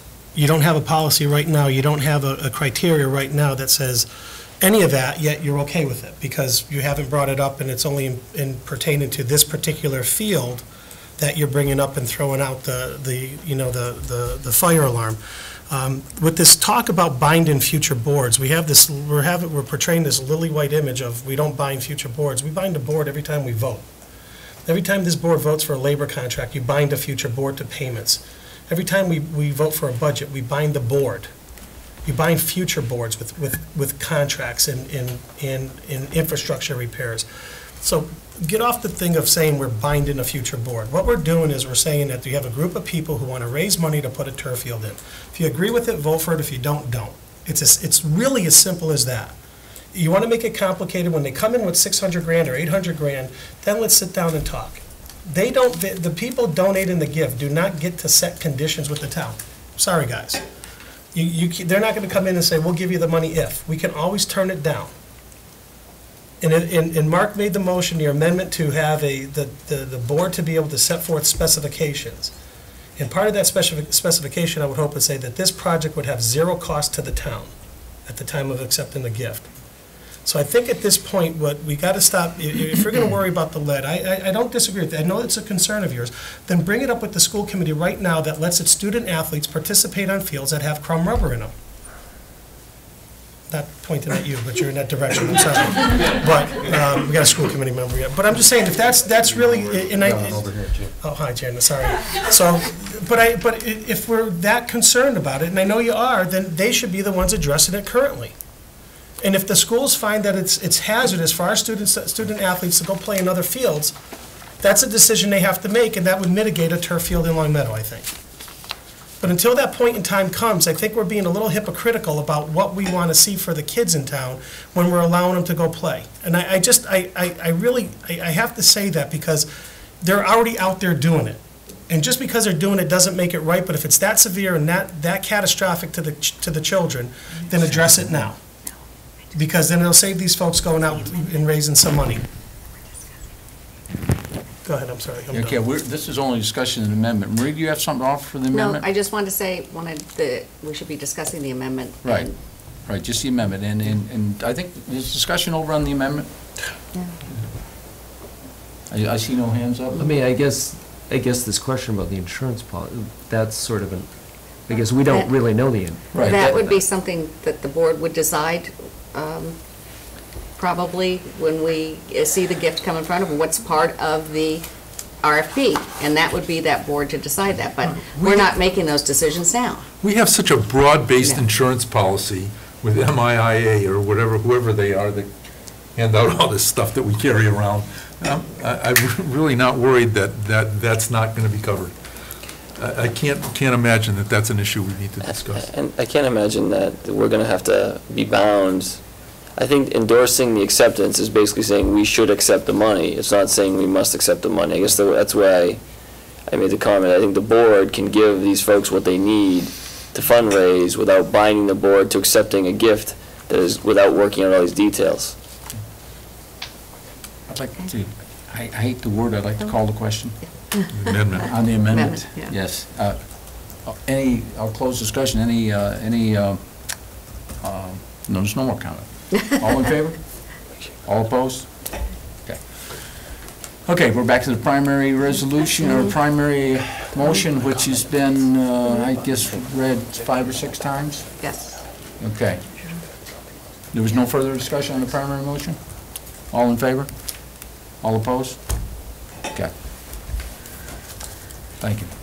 I'm sorry, I was looking down. It's 4-1. 4-1. 4-1. Alex for voting. With Mr. Grant. Now, these guys aren't going to leave, they're going to sit for the rest of the meeting now, right? That's We welcome you to stay for the rest of the meeting. It's a fundraiser, select board-a-thon. They get sponsors to sit in the meetings. We have to be here, they should have to be here. Okay, I think, tell you what. That's not a bad idea. I know.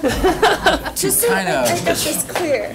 Stephen, to kind of help with your staff, why don't we jump agenda and bring the investment reports up next? They're both salaried. I understand. Yeah. I understand. Richard, it's up to you. She has a question on the motion again. My original motion is Mr. Sentinel made a motion to endorse the acceptance of the gift for the full funding of the replacement field at no cost to the town of Long Meadow. And then Mr. Gold's amendment was to amend the motion to full funding of a turf field to be specified by the town at no cost to the town. No, you insert the words "to be specified by the town" within Mr. Santinello's Okay, so it's motion. just the specified by the town that needs to be. The phrase "to be specified by the town" Okay. was inserted into the motion. Okay, that's, just want to double check. Thank you.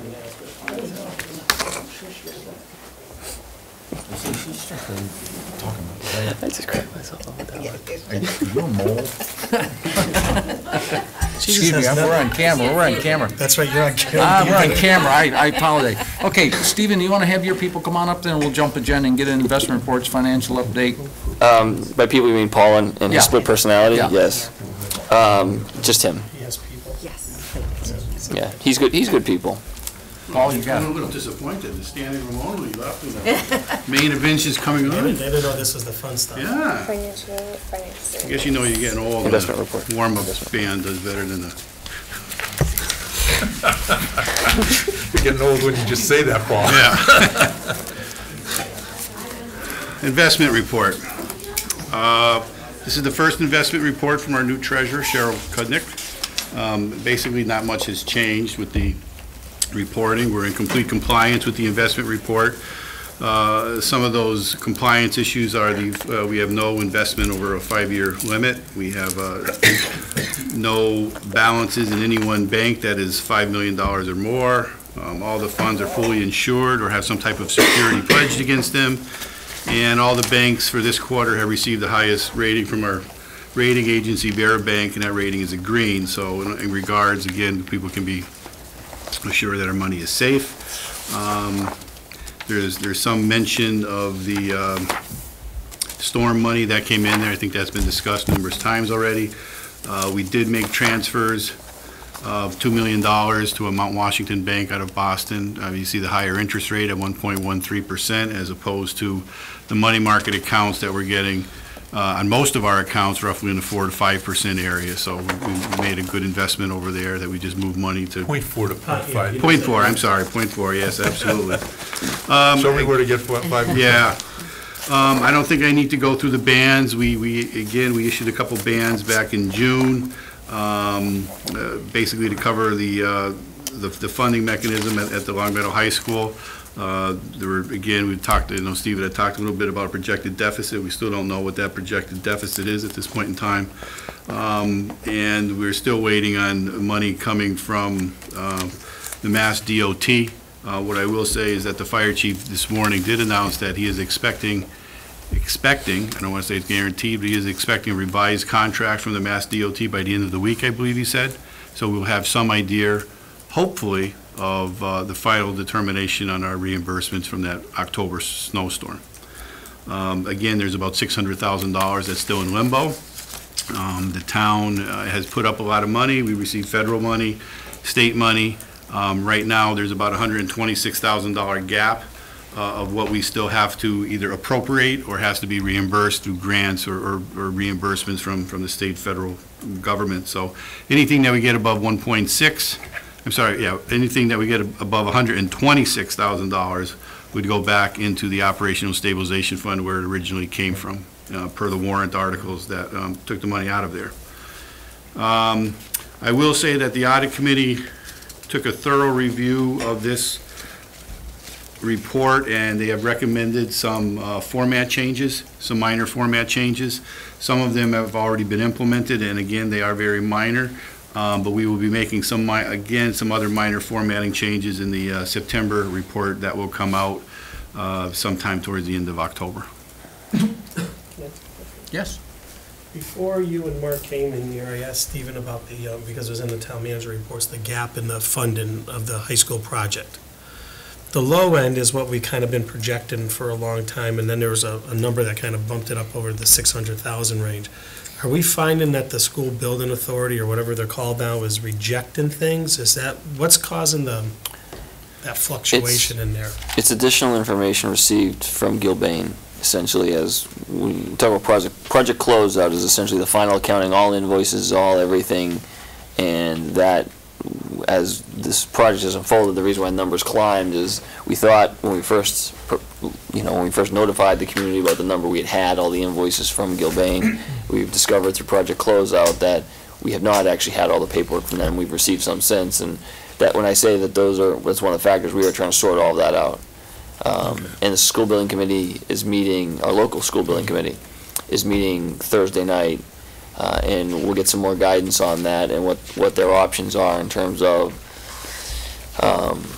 closing out the project with Gilbane, moving forward with the MSBA, and everyone on that committee, I can tell you, shares the goal of lowering that number to the greatest extent possible. I think even though this is a very good project and came in overall under budget, no one wants to go back to the town for additional funds unless it's absolutely necessary. So we just don't know. Yeah, no, my question is, because I know at one point we were getting some feedback that the MSBA was rejecting things that we thought as a building committee that maybe, or should have been accepted, and is that?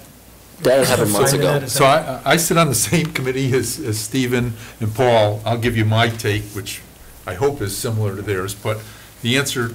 We'll tell you after. Yeah, they'll tell me afterwards, but clearly there were issues particularly related to change orders that the MSBA has not seen it our way in terms of what they should be, or the share that they should be paying. And so there were change orders that along the way that, were not subject to change. Early on, we had what was called site preparation, which was in fact the removal of transite, AKA asbestos, that was buried in the site when we dug the hole, that the MSBA informed us when we were into the project that they had a maximum dollar amount for site preparation, which somehow didn't make it to our way of our thinking or our budgeting process. So when we submitted a certain amount of money for site preparation, they came back and said, well, we're only paying for this much. It's our limit. They're saying that it's always been our limit, and if it wasn't always our limit, we changed it, and there's nothing you can do about it. Okay, that's one thing.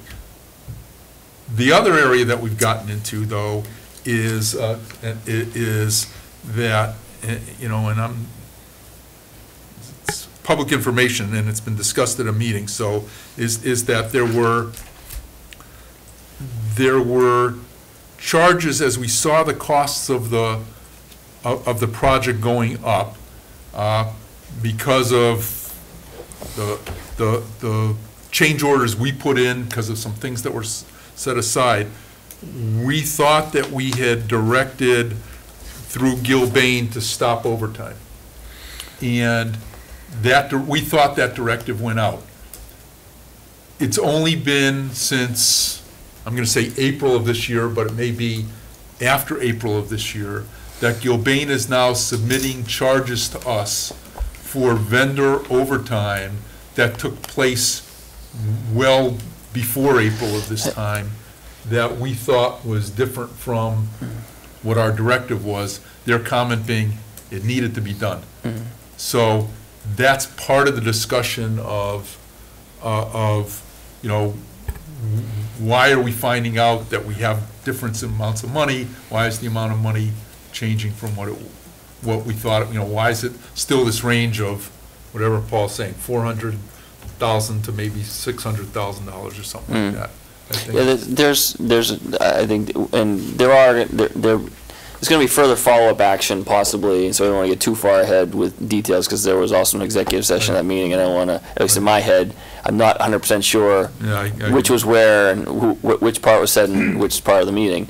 I think, you know, the MSBA decisions were made early on, and we've never gone back to them to contest them because we haven't been ready with the final project closeout for that. You know, the one thing I'll say is it was easily over $1 million worth of money that shifted from MSBA side to town side between additional asbestos being found that wasn't reimbursable and the site. It was the landscaping cap. They gave us a percentage. It's capped at a certain percentage for all projects. They gave us the percentage on what the original estimate was, not what the final bid was, and that was a lower amount, and they would not move it up to the actual bid. So even though those decisions were worth more than $1 million, through the management of the project, we still got the number down with the MSBA stuff to, you know, hundreds of thousands of dollars, maybe 400 or 500. This stuff with Gilbane is still a moving target, and so we, you know, like I said, we are figuring out what our options are going to be in terms of closing the project out. And I don't know when we'll know, to be honest with you. I was just going to ask, when do we?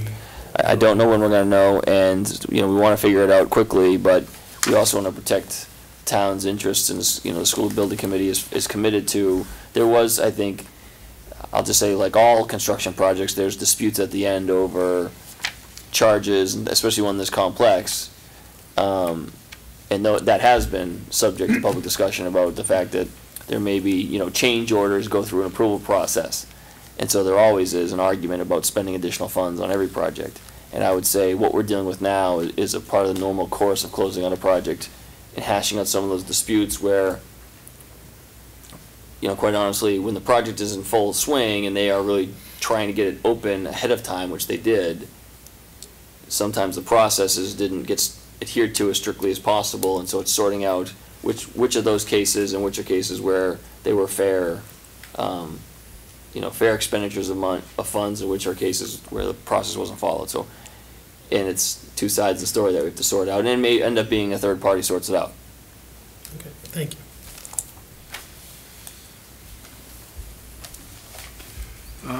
If just a financial update, or is there, I don't know if there's any other questions on investment, anything like that. But on the financial update, Mr. Santinello stole a little of my thunder by announcing there's $1.4 million in free cash.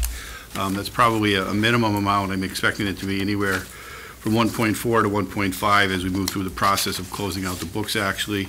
You know, where did that money come from? Basically comes from when our actual revenues exceed budgeted revenues and or our expenditures are less than what was budgeted for. On the revenue side, the major components where the revenues exceeded budget were the motor vehicle excise taxes. We were close to $300,000 over from what we had budgeted. There was a major takeoff in excise taxes that were received in FY14. And the other one were some unbudgeted revenues for that just came in on a miscellaneous category, $264,000 in these unbudgeted revenues.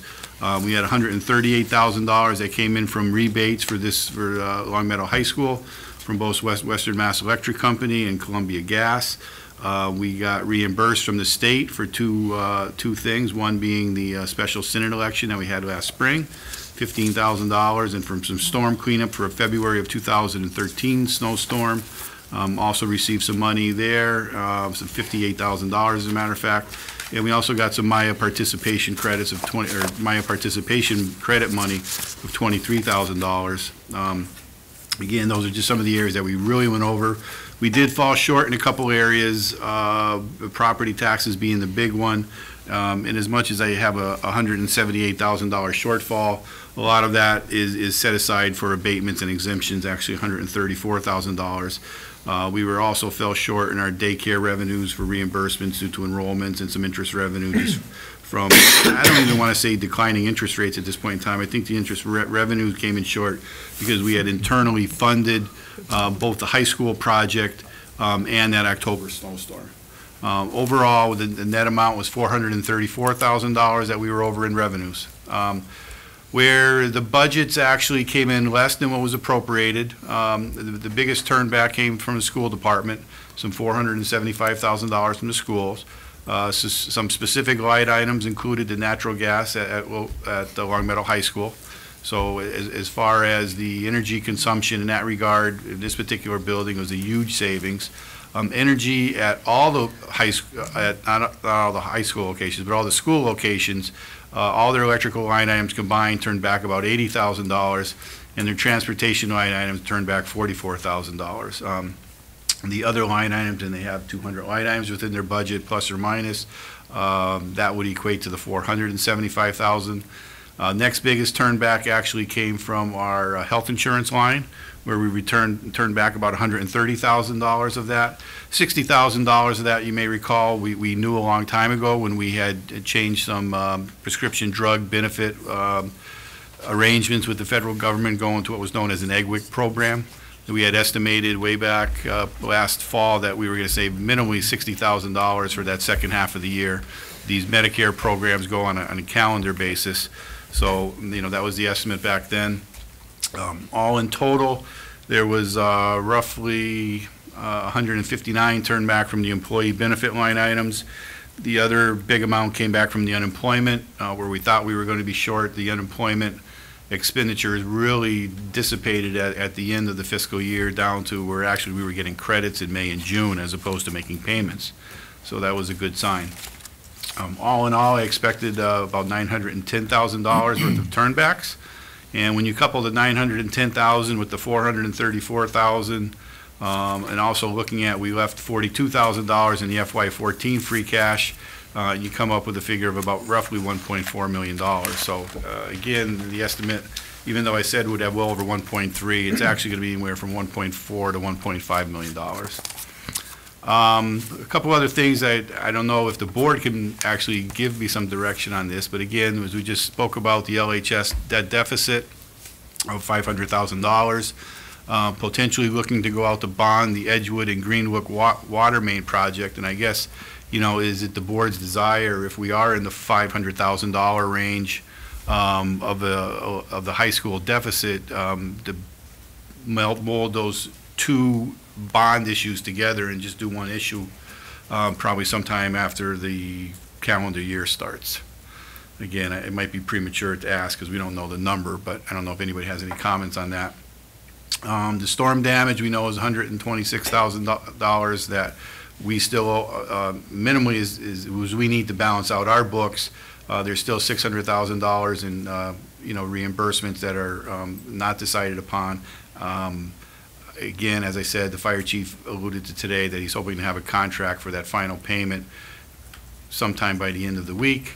The Parks and Rec revolving fund has been an area of concern. I've been meeting with Barry as Stephen has minimally on a monthly basis.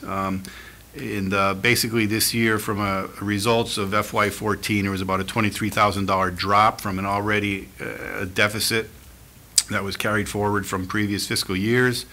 One thing that I did not foresee in all the meetings with her is there was roughly that same amount of $23,000 drop in revenues just in the month of June alone in her daycare and in her extended day programs. I thought we were more or less on a break-even standpoint until those final numbers had come in. The sewer fund, the revenues were $14,000 greater than budgeted. We're turning back about $132,000. That retained earnings for the end of this fiscal year should end up at about $615,000. Water revenues, we fell short by quite a bit, by $122,000, but that will be offset by turnbacks from the budget of $126,000. That $4,000 operating surplus will put our retained earnings in the water account at about $262,000. Solid waste recycling, the revenue side fell very short in FY14. We do have a deficit in the account of roughly, I think it's $33,000, $34,000. We will have to make that up when we do the FY15 tax rate. We can't have a deficit on those accounts, so we will make that up as part of the tax rate setting process in FY15. That account went in a deficit mainly on the revenue side with the reimbursement amount that we normally received on our recyclables. As I alluded to here, it's a very unpredictable market out there. That one line item we had received, and again, this is our reimbursement on those recyclables, $91,000 just 2 years ago. It was down to $40,000 in FY14. So basically, I learned a lesson that that amount is going to be lowballed in the future, quite honestly, just to make sure that we don't come up to this we don't have the shortfall again in future years. Excuse me. As of June 30th, some of the other fund balance of the operating stabilization funds, about $2.164 million. Capital stabilization will have $11,600. The ambulance fund, about $145,000. And the OPEB trust, $334,000. What I do not have written here is the CPA funds. I do have now estimated amount for CPA. The undesignated amount of our community preservation fund should be about $771,000 that we'll have going forward for the CPA to hopefully distribute most of in their next round of distributions. And then they have a couple components that we have to make reservations for. They have a housing component, which has about $138,000 in it, and an open space component of $59,000. The third component,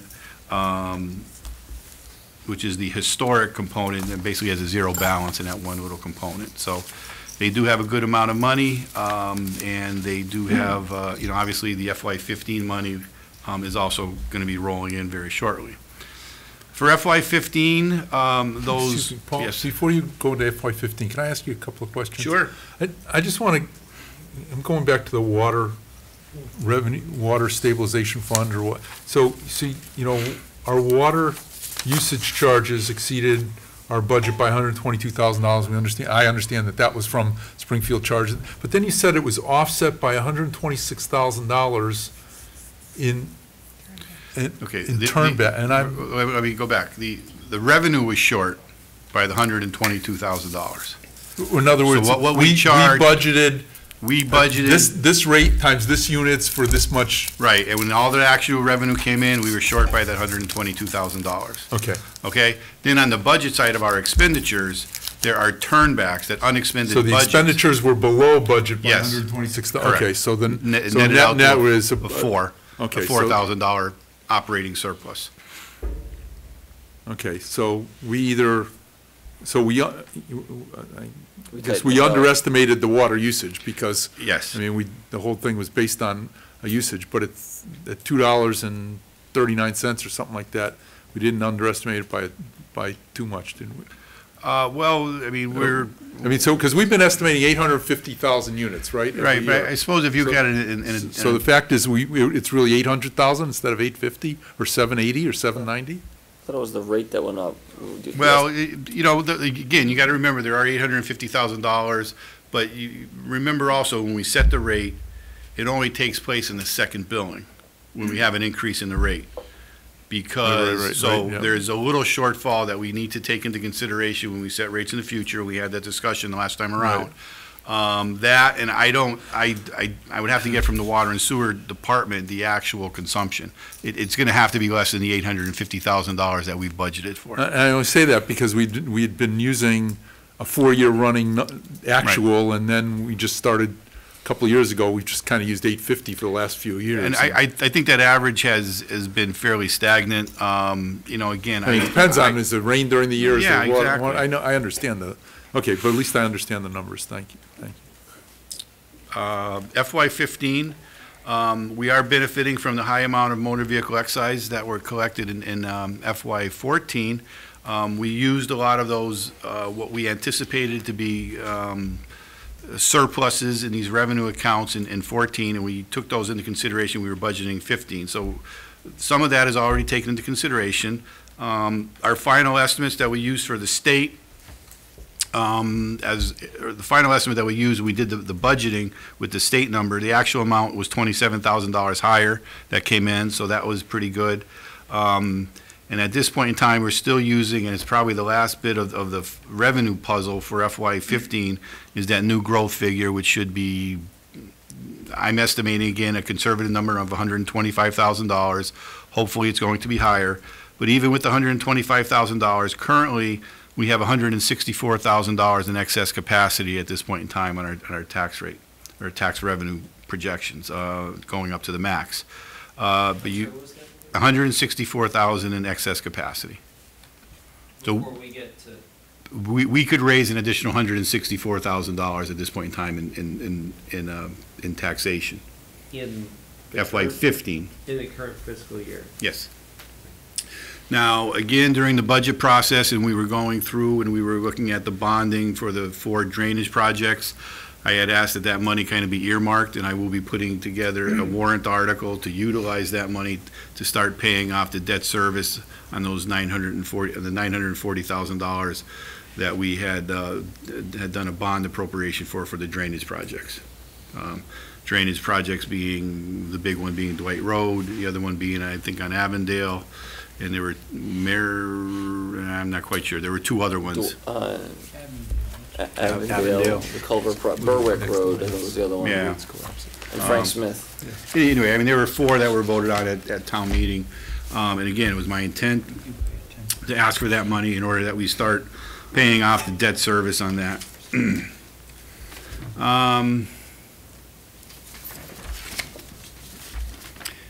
Paul, there was a comment in the write-up here about getting guidance also on the duration of the water and sewer bond. Right, basically the water. I was just going to get to that point as I turn the page here. Again, when we were setting the rates, there was debate. I've been using on these smaller bond issues a 5-year bond anticipation note rollover plan to retire these authorizations. There was debate, a debate by the select board, water sewer commissioners, that we could save a couple cents if we elongated for my 5-year plan something more in the line of a 10 or 15-year program. I put together a few numbers that we would take what is outstanding in FY15 on all the projects. And I should say in all the projects with the exception of the $440,000 that we just did, take those amounts that are outstanding and put those into a 5-year bond, not a band, a bond, and then I elongated the $440,000 that was appropriated for, is it Edgewood and Inglewood, Edgewood and Glenwood. I took that and elongated over a 10-year program.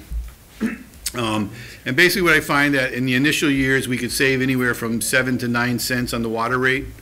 And that amount would diminish in years 3 and 4, and then we'd start picking up a higher amount. Because again, my plan had only gone to 5 years. After that 5th year, we started paying more with the overall increase on that project. Somewhere, I think I said about 7 cents. Anywhere from 5 to 7 cents would be the overall increase if we made that changing in financing, I'll call it, from my 5-year band rollover to a conventional bond that's elongated to something longer. Don't know if the board has any comments on that at this point in time. I do, but I don't know, Mr. Foster. Yeah, I support the longer bonding for the water for water projects, and I do that because the water projects are long-duration projects, and I understand that in total, the town pays a little bit more, but in fact, each year, we'll be paying at a lower water rate, and I think it gives us room to look at some of the other things we're doing, beside which we've been absorbing a significant increase in rate from the city of Springfield. So, I mean, that's my personal understanding. You know, obviously, you know, perfect world, we'd pay for it in cash, but we can't do that, so we've got to bond it, and the question is, you know, 10 years seems to make sense. Richard? Actually, I have a question on that. I thought I understood that our rates were we could be looking at much higher rates in 5 or 10 years, that we're looking at possible acceleration of the water rates. If I recall correctly, what Springfield had proposed, the rates would increase again in FY16, probably level off for a year, and then I think they were going up a year and then maybe down. But for the nearest future, they were going up. They were going up. And again, all caused by what's being proposed by Springfield and their capital improvement program, and what we own a portion of. Okay, but then they would, I thought we're shooting up again in 3 or 4 years. But you're saying they're staying level. They're definitely going up at least one more year. Yeah. Before they might level off a year, shoot up and come down. Mhm. It's kind of maybe a stepping stone, but it does come down, I believe, towards the end of it. If they gave us a 5 or a 7 year projection, I don't remember exactly what it was. Okay. I can get that, but it was going up definitely for FY16. Yeah. And by a substantial amount, too. I believe it was 15 to 20% or somewhere in that nature, And then their rates. My second question is, we have a huge sewer project that's sitting out there in 20 years. Do we have anything like that in water? We don't, do we? Not that I'm aware of off the top of my head. What, the North Interceptor, you mean? No, I'm talking about the pipes under the Connecticut River for the sewer, but there's nothing with the water. That's not our pipes, is it? Yeah, we have to worry about that in 20, 30 years. We own it all the way over to the other side, as far as I know. Okay, so, thank you. Okay. Yeah. We actually have a finance subcommittee meeting tomorrow night, and I think it would be good to discuss some of this. I think one of the things, because of what's happening with Springfield and passing those charges along to us, and I know you might need a decision soon at some point, but I think we need to have a discussion of saying, here's what we see with this particular bond, here's what we see coming from Springfield, but what are the future projects in the next not even 20 years, but even in the next 5 years, and see if, does it make sense to accelerate the payments now, or what you're talking about. And I think that's where we should be looking at it in its totality versus just these one set of bonds, because there might be something next year that's a couple million, or as projects that are coming through the pipeline. I mean, I plan on going to your meeting tomorrow. I can bring what the Springfield had proposed, and then also what's in the last capital plan that was proposed as far as water infrastructure. And what's in the last capital plan, would it be correct to assume that would be the next thing coming before the board in terms of water? In theory. I suppose Has I can that ever inquire. happened where the capital plan approved, was it just next year sliding over? It seems like stuff Sometimes. materializes in the first, like track. Well, that's what I mean. I mean, maybe there's something else that is already coming to the forefront. Nothing that I'm aware of that's Yeah. an emergency thing, but we just started talking about capital internally. But you're right, I think it'd be good to have the ones that were projected for FY16 last year and the approved plan to slide forward. Okay. If you're gonna do that, though, it makes more sense if we're looking at the water rates going out 5, 10 years and figuring out what we're doing with the bonding to see if they're what the projects are looking at 5 Right, years, no, not that's what just I meant. next year's. Right. Looking out, is there something that we can bond or put a ban in? Or today just to- see what's coming down the pipe. Right. I know we're talking the replacing 4-inch pipes, the water pipes, and what other big water projects are out there. And we should look at it in terms of what's that gonna look like for the rate? Yeah. Not just the projects, but, is it gonna be a 30%, 30-cent increase at some point? And maybe with bonding, we can mitigate some of that, where it's smoother as opposed to that spike upwards or whatever. So Paul, we're kind of mixing metaphors here, talking about the water rates, and we're talking about some other things. I just want to clarify, if we go out to borrow money, the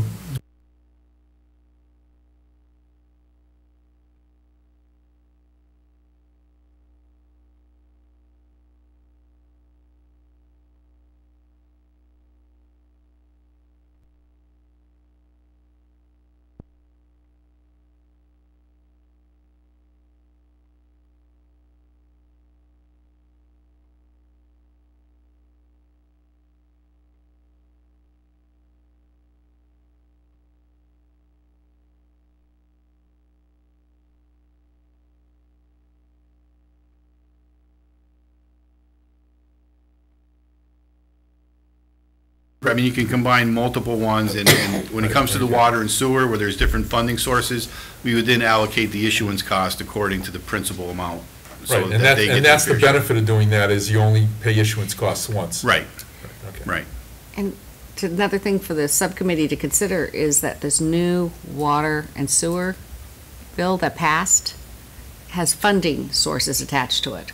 So I don't know the details on that, and I'm not sure if those are even going to be available to us for your meeting tomorrow, but that could really change the whole ballgame on how we're financing our water sewer projects in the next 10 years. Yeah, I know that the former program that they had for sewer was not a Yeah, benefit for the it was town. separating storm sewers from sanitary sewers. Well, no, there was even stuff where, yeah, I mean, I guess we got money, where we did get money on the Wheel Metal project years ago. We did it through the WPAT, water pollution, something, and we got, a 2% rate at the time, which was, we still have obligations to pay on. But there was another program that was in place that we never really qualified for, and there was very minimal funding at the state level. I know they're proposing something more and additional. Yeah. And we'll have to see what the details are coming out with the revision. Yeah. I'd like to skip and hold off on FY16 on the correspondence and just get through this audit correction report. Again, it's going back and looking at what was coming from the FY13 audit, those audit findings that were mentioned in the management letter. As an FYI, the FY14 audit is going to be starting next week. So we'll hopefully have a management letter and all the financials before this board before the calendar year starts. But anyway, one of the biggest ones that was brought up when that last year's management letter came out were the gate receipts and the reconciliation and the timely deposits at the gate receipts. By the time all this was said and done, all the basically things for basketball and football had already been over with, and now the real test is a game like tonight. I know they had collections. We'll see when that deposit gets in. There is a process in place, a written document in place that Tom Mazza had put together that his people follow, and we'll see how well it goes now that we're into the season again. Approval of payroll warrants, we've been doing ever since that was brought to our attention. The journal entry procedure, again, ever since that was brought to our attention, basically would saying that any non-reoccurring journal entry or one that's somewhat complicated or sophisticated, just make sure that I have looked at it before it gets approved. We've been doing that. The recreational revolving fund, we've already had some discussion on that. And again, I would assume that when the 14 audit comes out, you might see this management letter issue come up again, because it certainly went in the wrong direction for FY14. The fixed asset accounting, we did go with the Munis system, and we did develop a procedure, a policy and procedure that was developed last fall. I would assume this would disappear. The only thing that we really haven't really got our hands around is the auditors are recommending a periodic reconciliation of those fixed assets, and somebody would physically have to go out and start checking those, and whether we might do some sampling, but to do an actual inventory would probably a little bit above and beyond the manpower that we have. So, I mean, that's still one of the issues that they raised. But again, we could certainly do some sampling. Monthly reconciliation of the ambulance receivables, that's been ongoing. Deputy collector receivable reconciliation, that's been ongoing. Chapter 90 transportation, we've been getting our reimbursement requests in a timely manner. Basically, we're doing them twice a year at this point in time. The one for our expenditures through June 30th was submitted already. Journal entries, basically nothing to be posted against our fund balance. Certainly agree with that, and we've been following that recommendation ever since it came out. And the school lunch receivables, the biggest thing was the school committee had adopted a meal charging policy back about a year ago. But the biggest thing that the auditors had recommended is that every year there is still an amount that some students owe the town, that we didn't have that amount journalized in our school lunch records. We do now journalize that, but as we're finding out now, the town probably owes more money that is owed to us from people having balances on what they put on their card and not utilized by the end of a calendar year. Again, you could maybe, if they put $100 on there or whatever at the end of June, they don't use it all, it's being carried forward, but as of June 30th, technically we owe those people X amount of dollars. So not only do we put that accounts receivable, we put that accounts payable on our record now too, so. Well, a couple of questions on the audit correction report, and I appreciate from you and the audit committee that what goes into doing this, because it's pretty thorough. I wish people could see the format that it's in. But a couple of the items on here, 3 or 4 of the items, continue to come up with, you know, athletic gate receipts and the, you know, and the school lunch receipts. And has there been a discussion with the school committee about this, other than us? Do they understand what's going on? And the reason I'm bringing this up, and I know this is a sensitive subject at some point, but, you know, they have, quote unquote, their own accounting department, which is something that I think is, you know, I'm personally concerned about and have been concerned about, given the fact that they should not be having their own accounting department. And so, you know, I want to make sure that, A, they're aware of it, and B, that we have the proper controls over the accounting that goes on at this, within the school committee, since ultimately we're responsible for all of these things. I personally have not brought it before the school committee. I have had these discussions with Tom Mazza. I'm going to assume, I mean, I think I forwarded this to Mike, I'm pretty sure I forwarded the management report to Michael Clark, who was chair at the time. But I did not follow up to see exactly if the school committee had any discussion, or if the finance subcommittee had any discussion on them. Now, Tom did write a pretty thorough policy on the gate receipts, about the reconciliations that will be done, about the handling and who's going to hold the tickets, so that there's no mismanagement of tickets while they're not being used, or, you know, and like tomorrow morning, where are those unused tickets going to be? All those things are itemized in a pretty comprehensive set of procedures that they do have.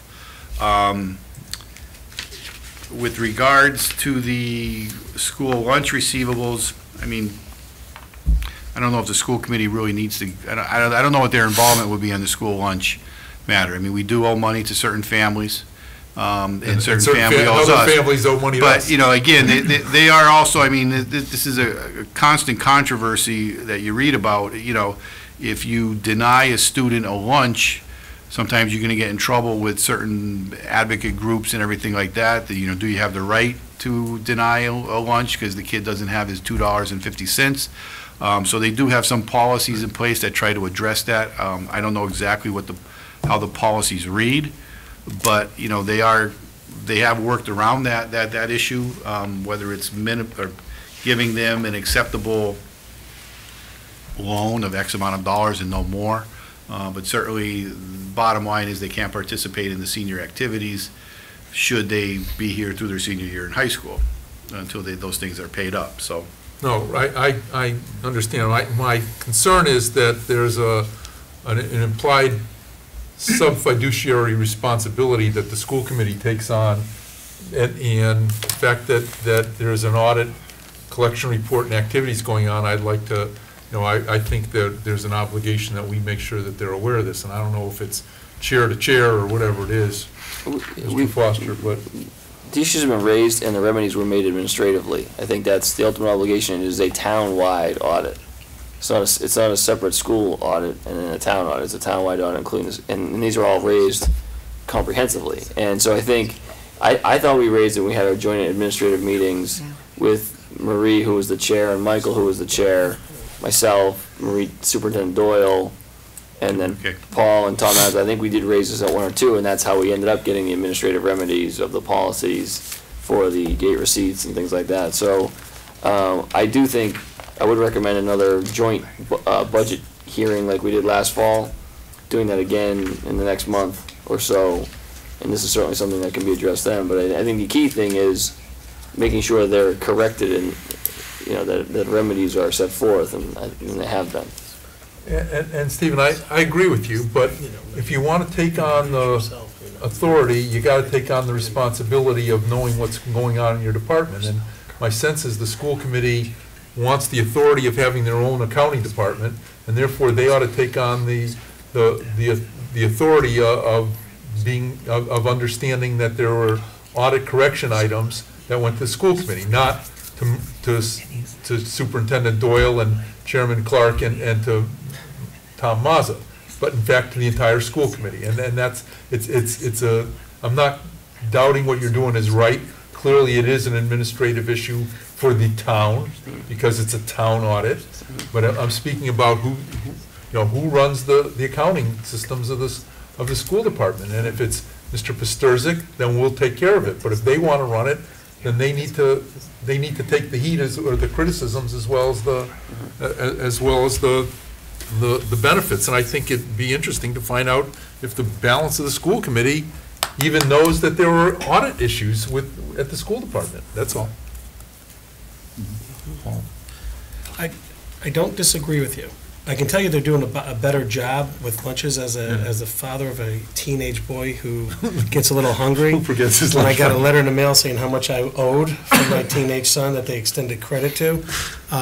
They do send letters home. When they try not to refuse someone, as Paul Right. said, because kids do forget money sometimes, but I mean, his thing got up to, it was $100 and something, and I gave him money every day. It's just, he was hungry. And they let him go through the line and say, yeah, put it on your card.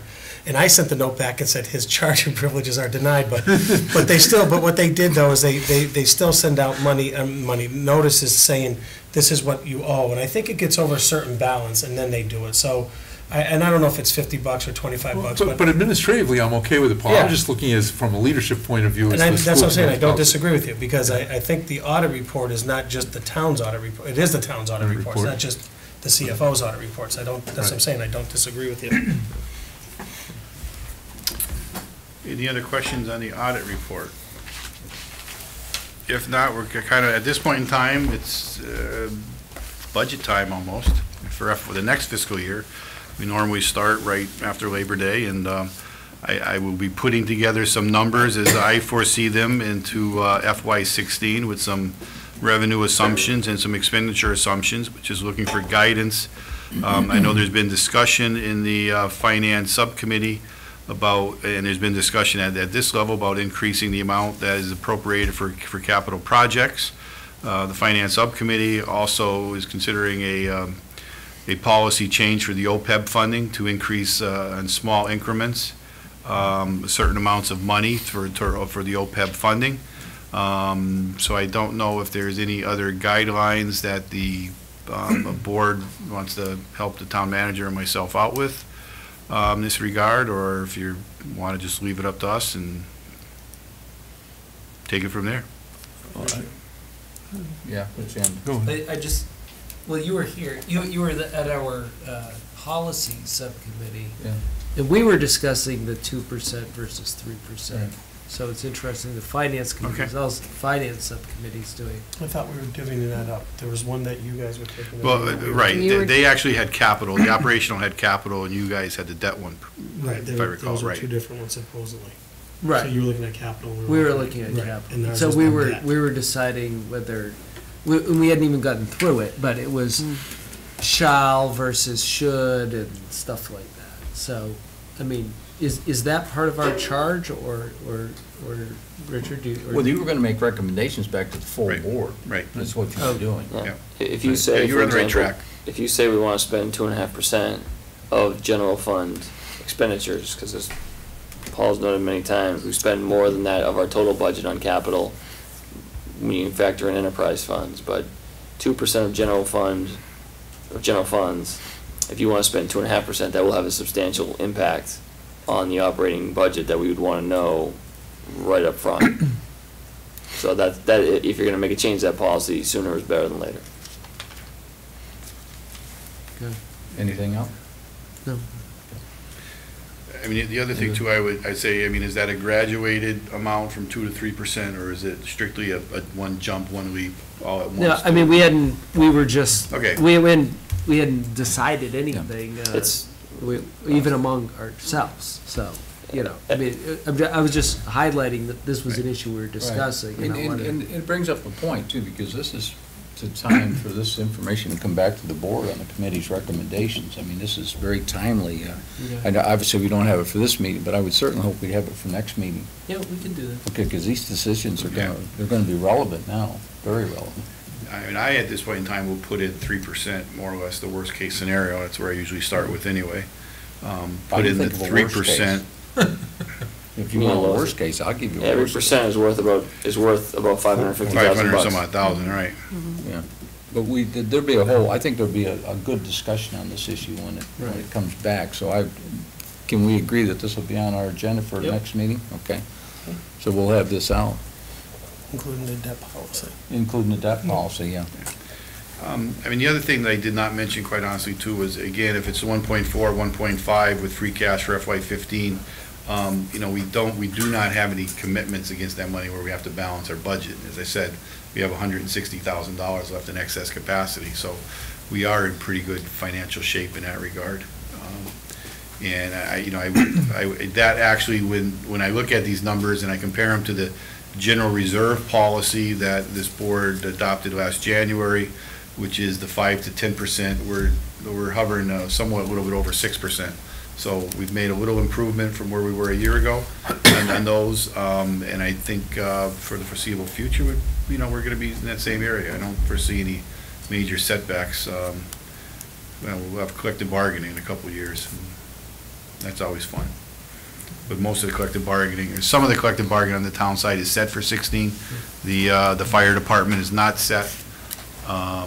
And I don't know if you can consider the non-union. There's been no discussion on the non-union for FY16. And the school obviously is up for their negotiations from FY16 forward also. Go ahead, Mike. Do we have a policy now that if there's so much money in free cash, that it rolls over to the operational stabilization fund? You have a policy that when everything is taken care of at the fall town meeting, as far as the fiscal year's finances and tax rate is balanced, that anything over $500,000 will be transferred into the operational stabilization fund. And I will write that article for consideration for the fall town meeting. Okay. So that would be 900,000 in this case? Well, if you look at it that way, I'm going to propose that money go into the OPEB trust fund. So, you know, it could end up being 900,000 if nothing else is going on the warrant. If there are other needs, it'll be somewhat less than that. But it could be as high as that, yes, you're right, Alex. I think the policy does say unobligated free cash. So if we know, like for example, if we knew the specific number on school and the policy decision was made to not bond it additionally at the select board level, but to ask for free cash appropriation, that would change, we wouldn't have, that would count against that 900 that would be obligated, not the 500 that would be unobligated. I mean, the only thing is, I don't think we will have a number by September 30th. We aren't going to have a number on that. I just was using that as an example. Yeah, it is a good example. But, again, we won't have that number. The articles are due September 30th to move forward.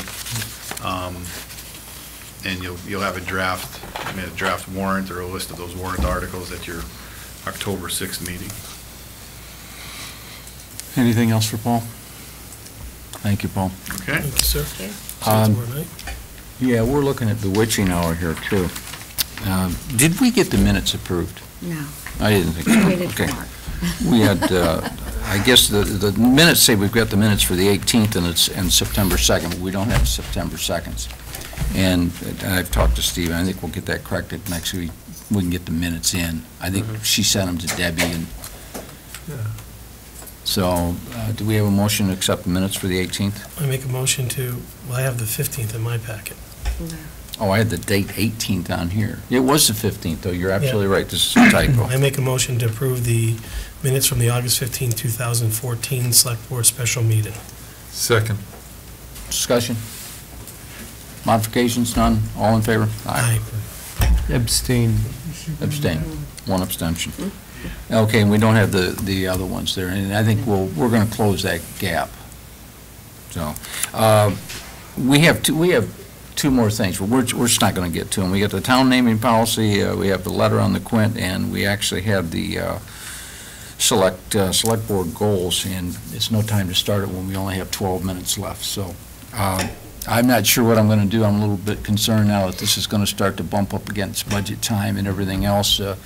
What is the appetite of the board for us scheduling a special meeting so we can keep this thing going forward? I would highly suggest it, since we have 3 weeks between this meeting and our next one, Okay, if we want to get something done. So right. I I'd like to suggest keep this thing going, because it's easy to get it pushed off to the side.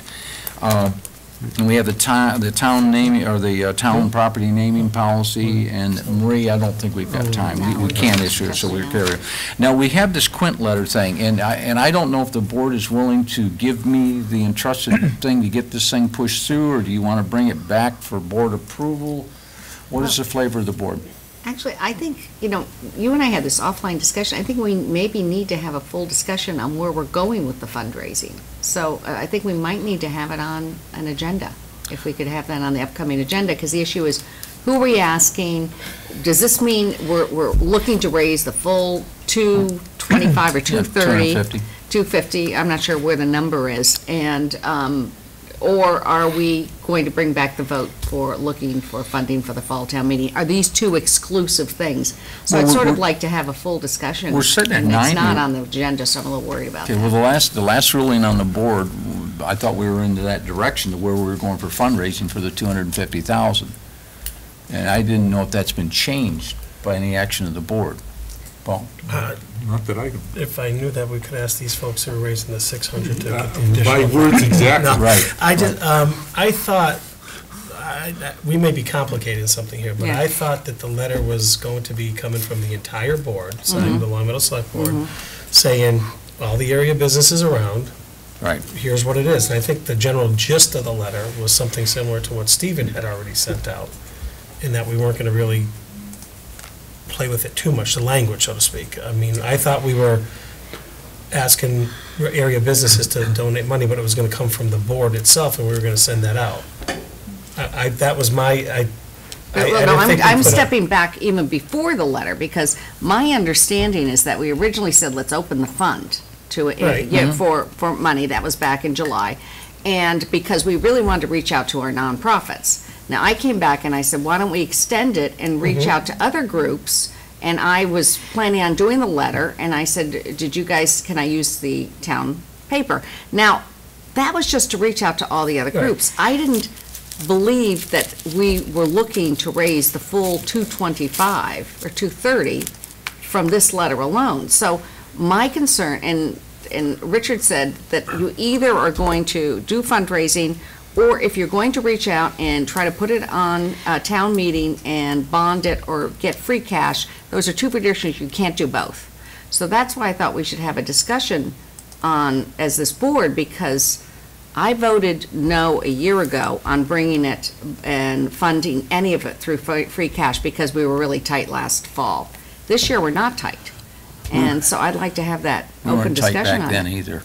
We had plenty of money back then too either, but I think we made a decision as a board to fund this truck pending the availability of supplemental funding. And then the next vote went into setting up a donation account, and then that led to going out to all the businesses in the community. And so far, we're sitting at $90,000 from 3 people that have stepped up to the plate. The original request was to ask those three. Those three, that was it. Actually, it was originally just ask JGS and Bay Path, which I did, and we got 80,000 out of them. And then beyond that, I approached Glen Meadow, or Glen Meadow had asked me about it, and they gave 10, even though they were a fully taxable institution. So I did fulfill the board directive. And that led to the expanded directive of maybe we should widen it and send a letter to a whole bunch of different people. But I sort of voted no a year ago, and I think I can bring that vote back up, since I voted no a year ago and asked for that vote to be back on about funding it through the free cash of the fall town meeting. Can I? Yeah. Okay.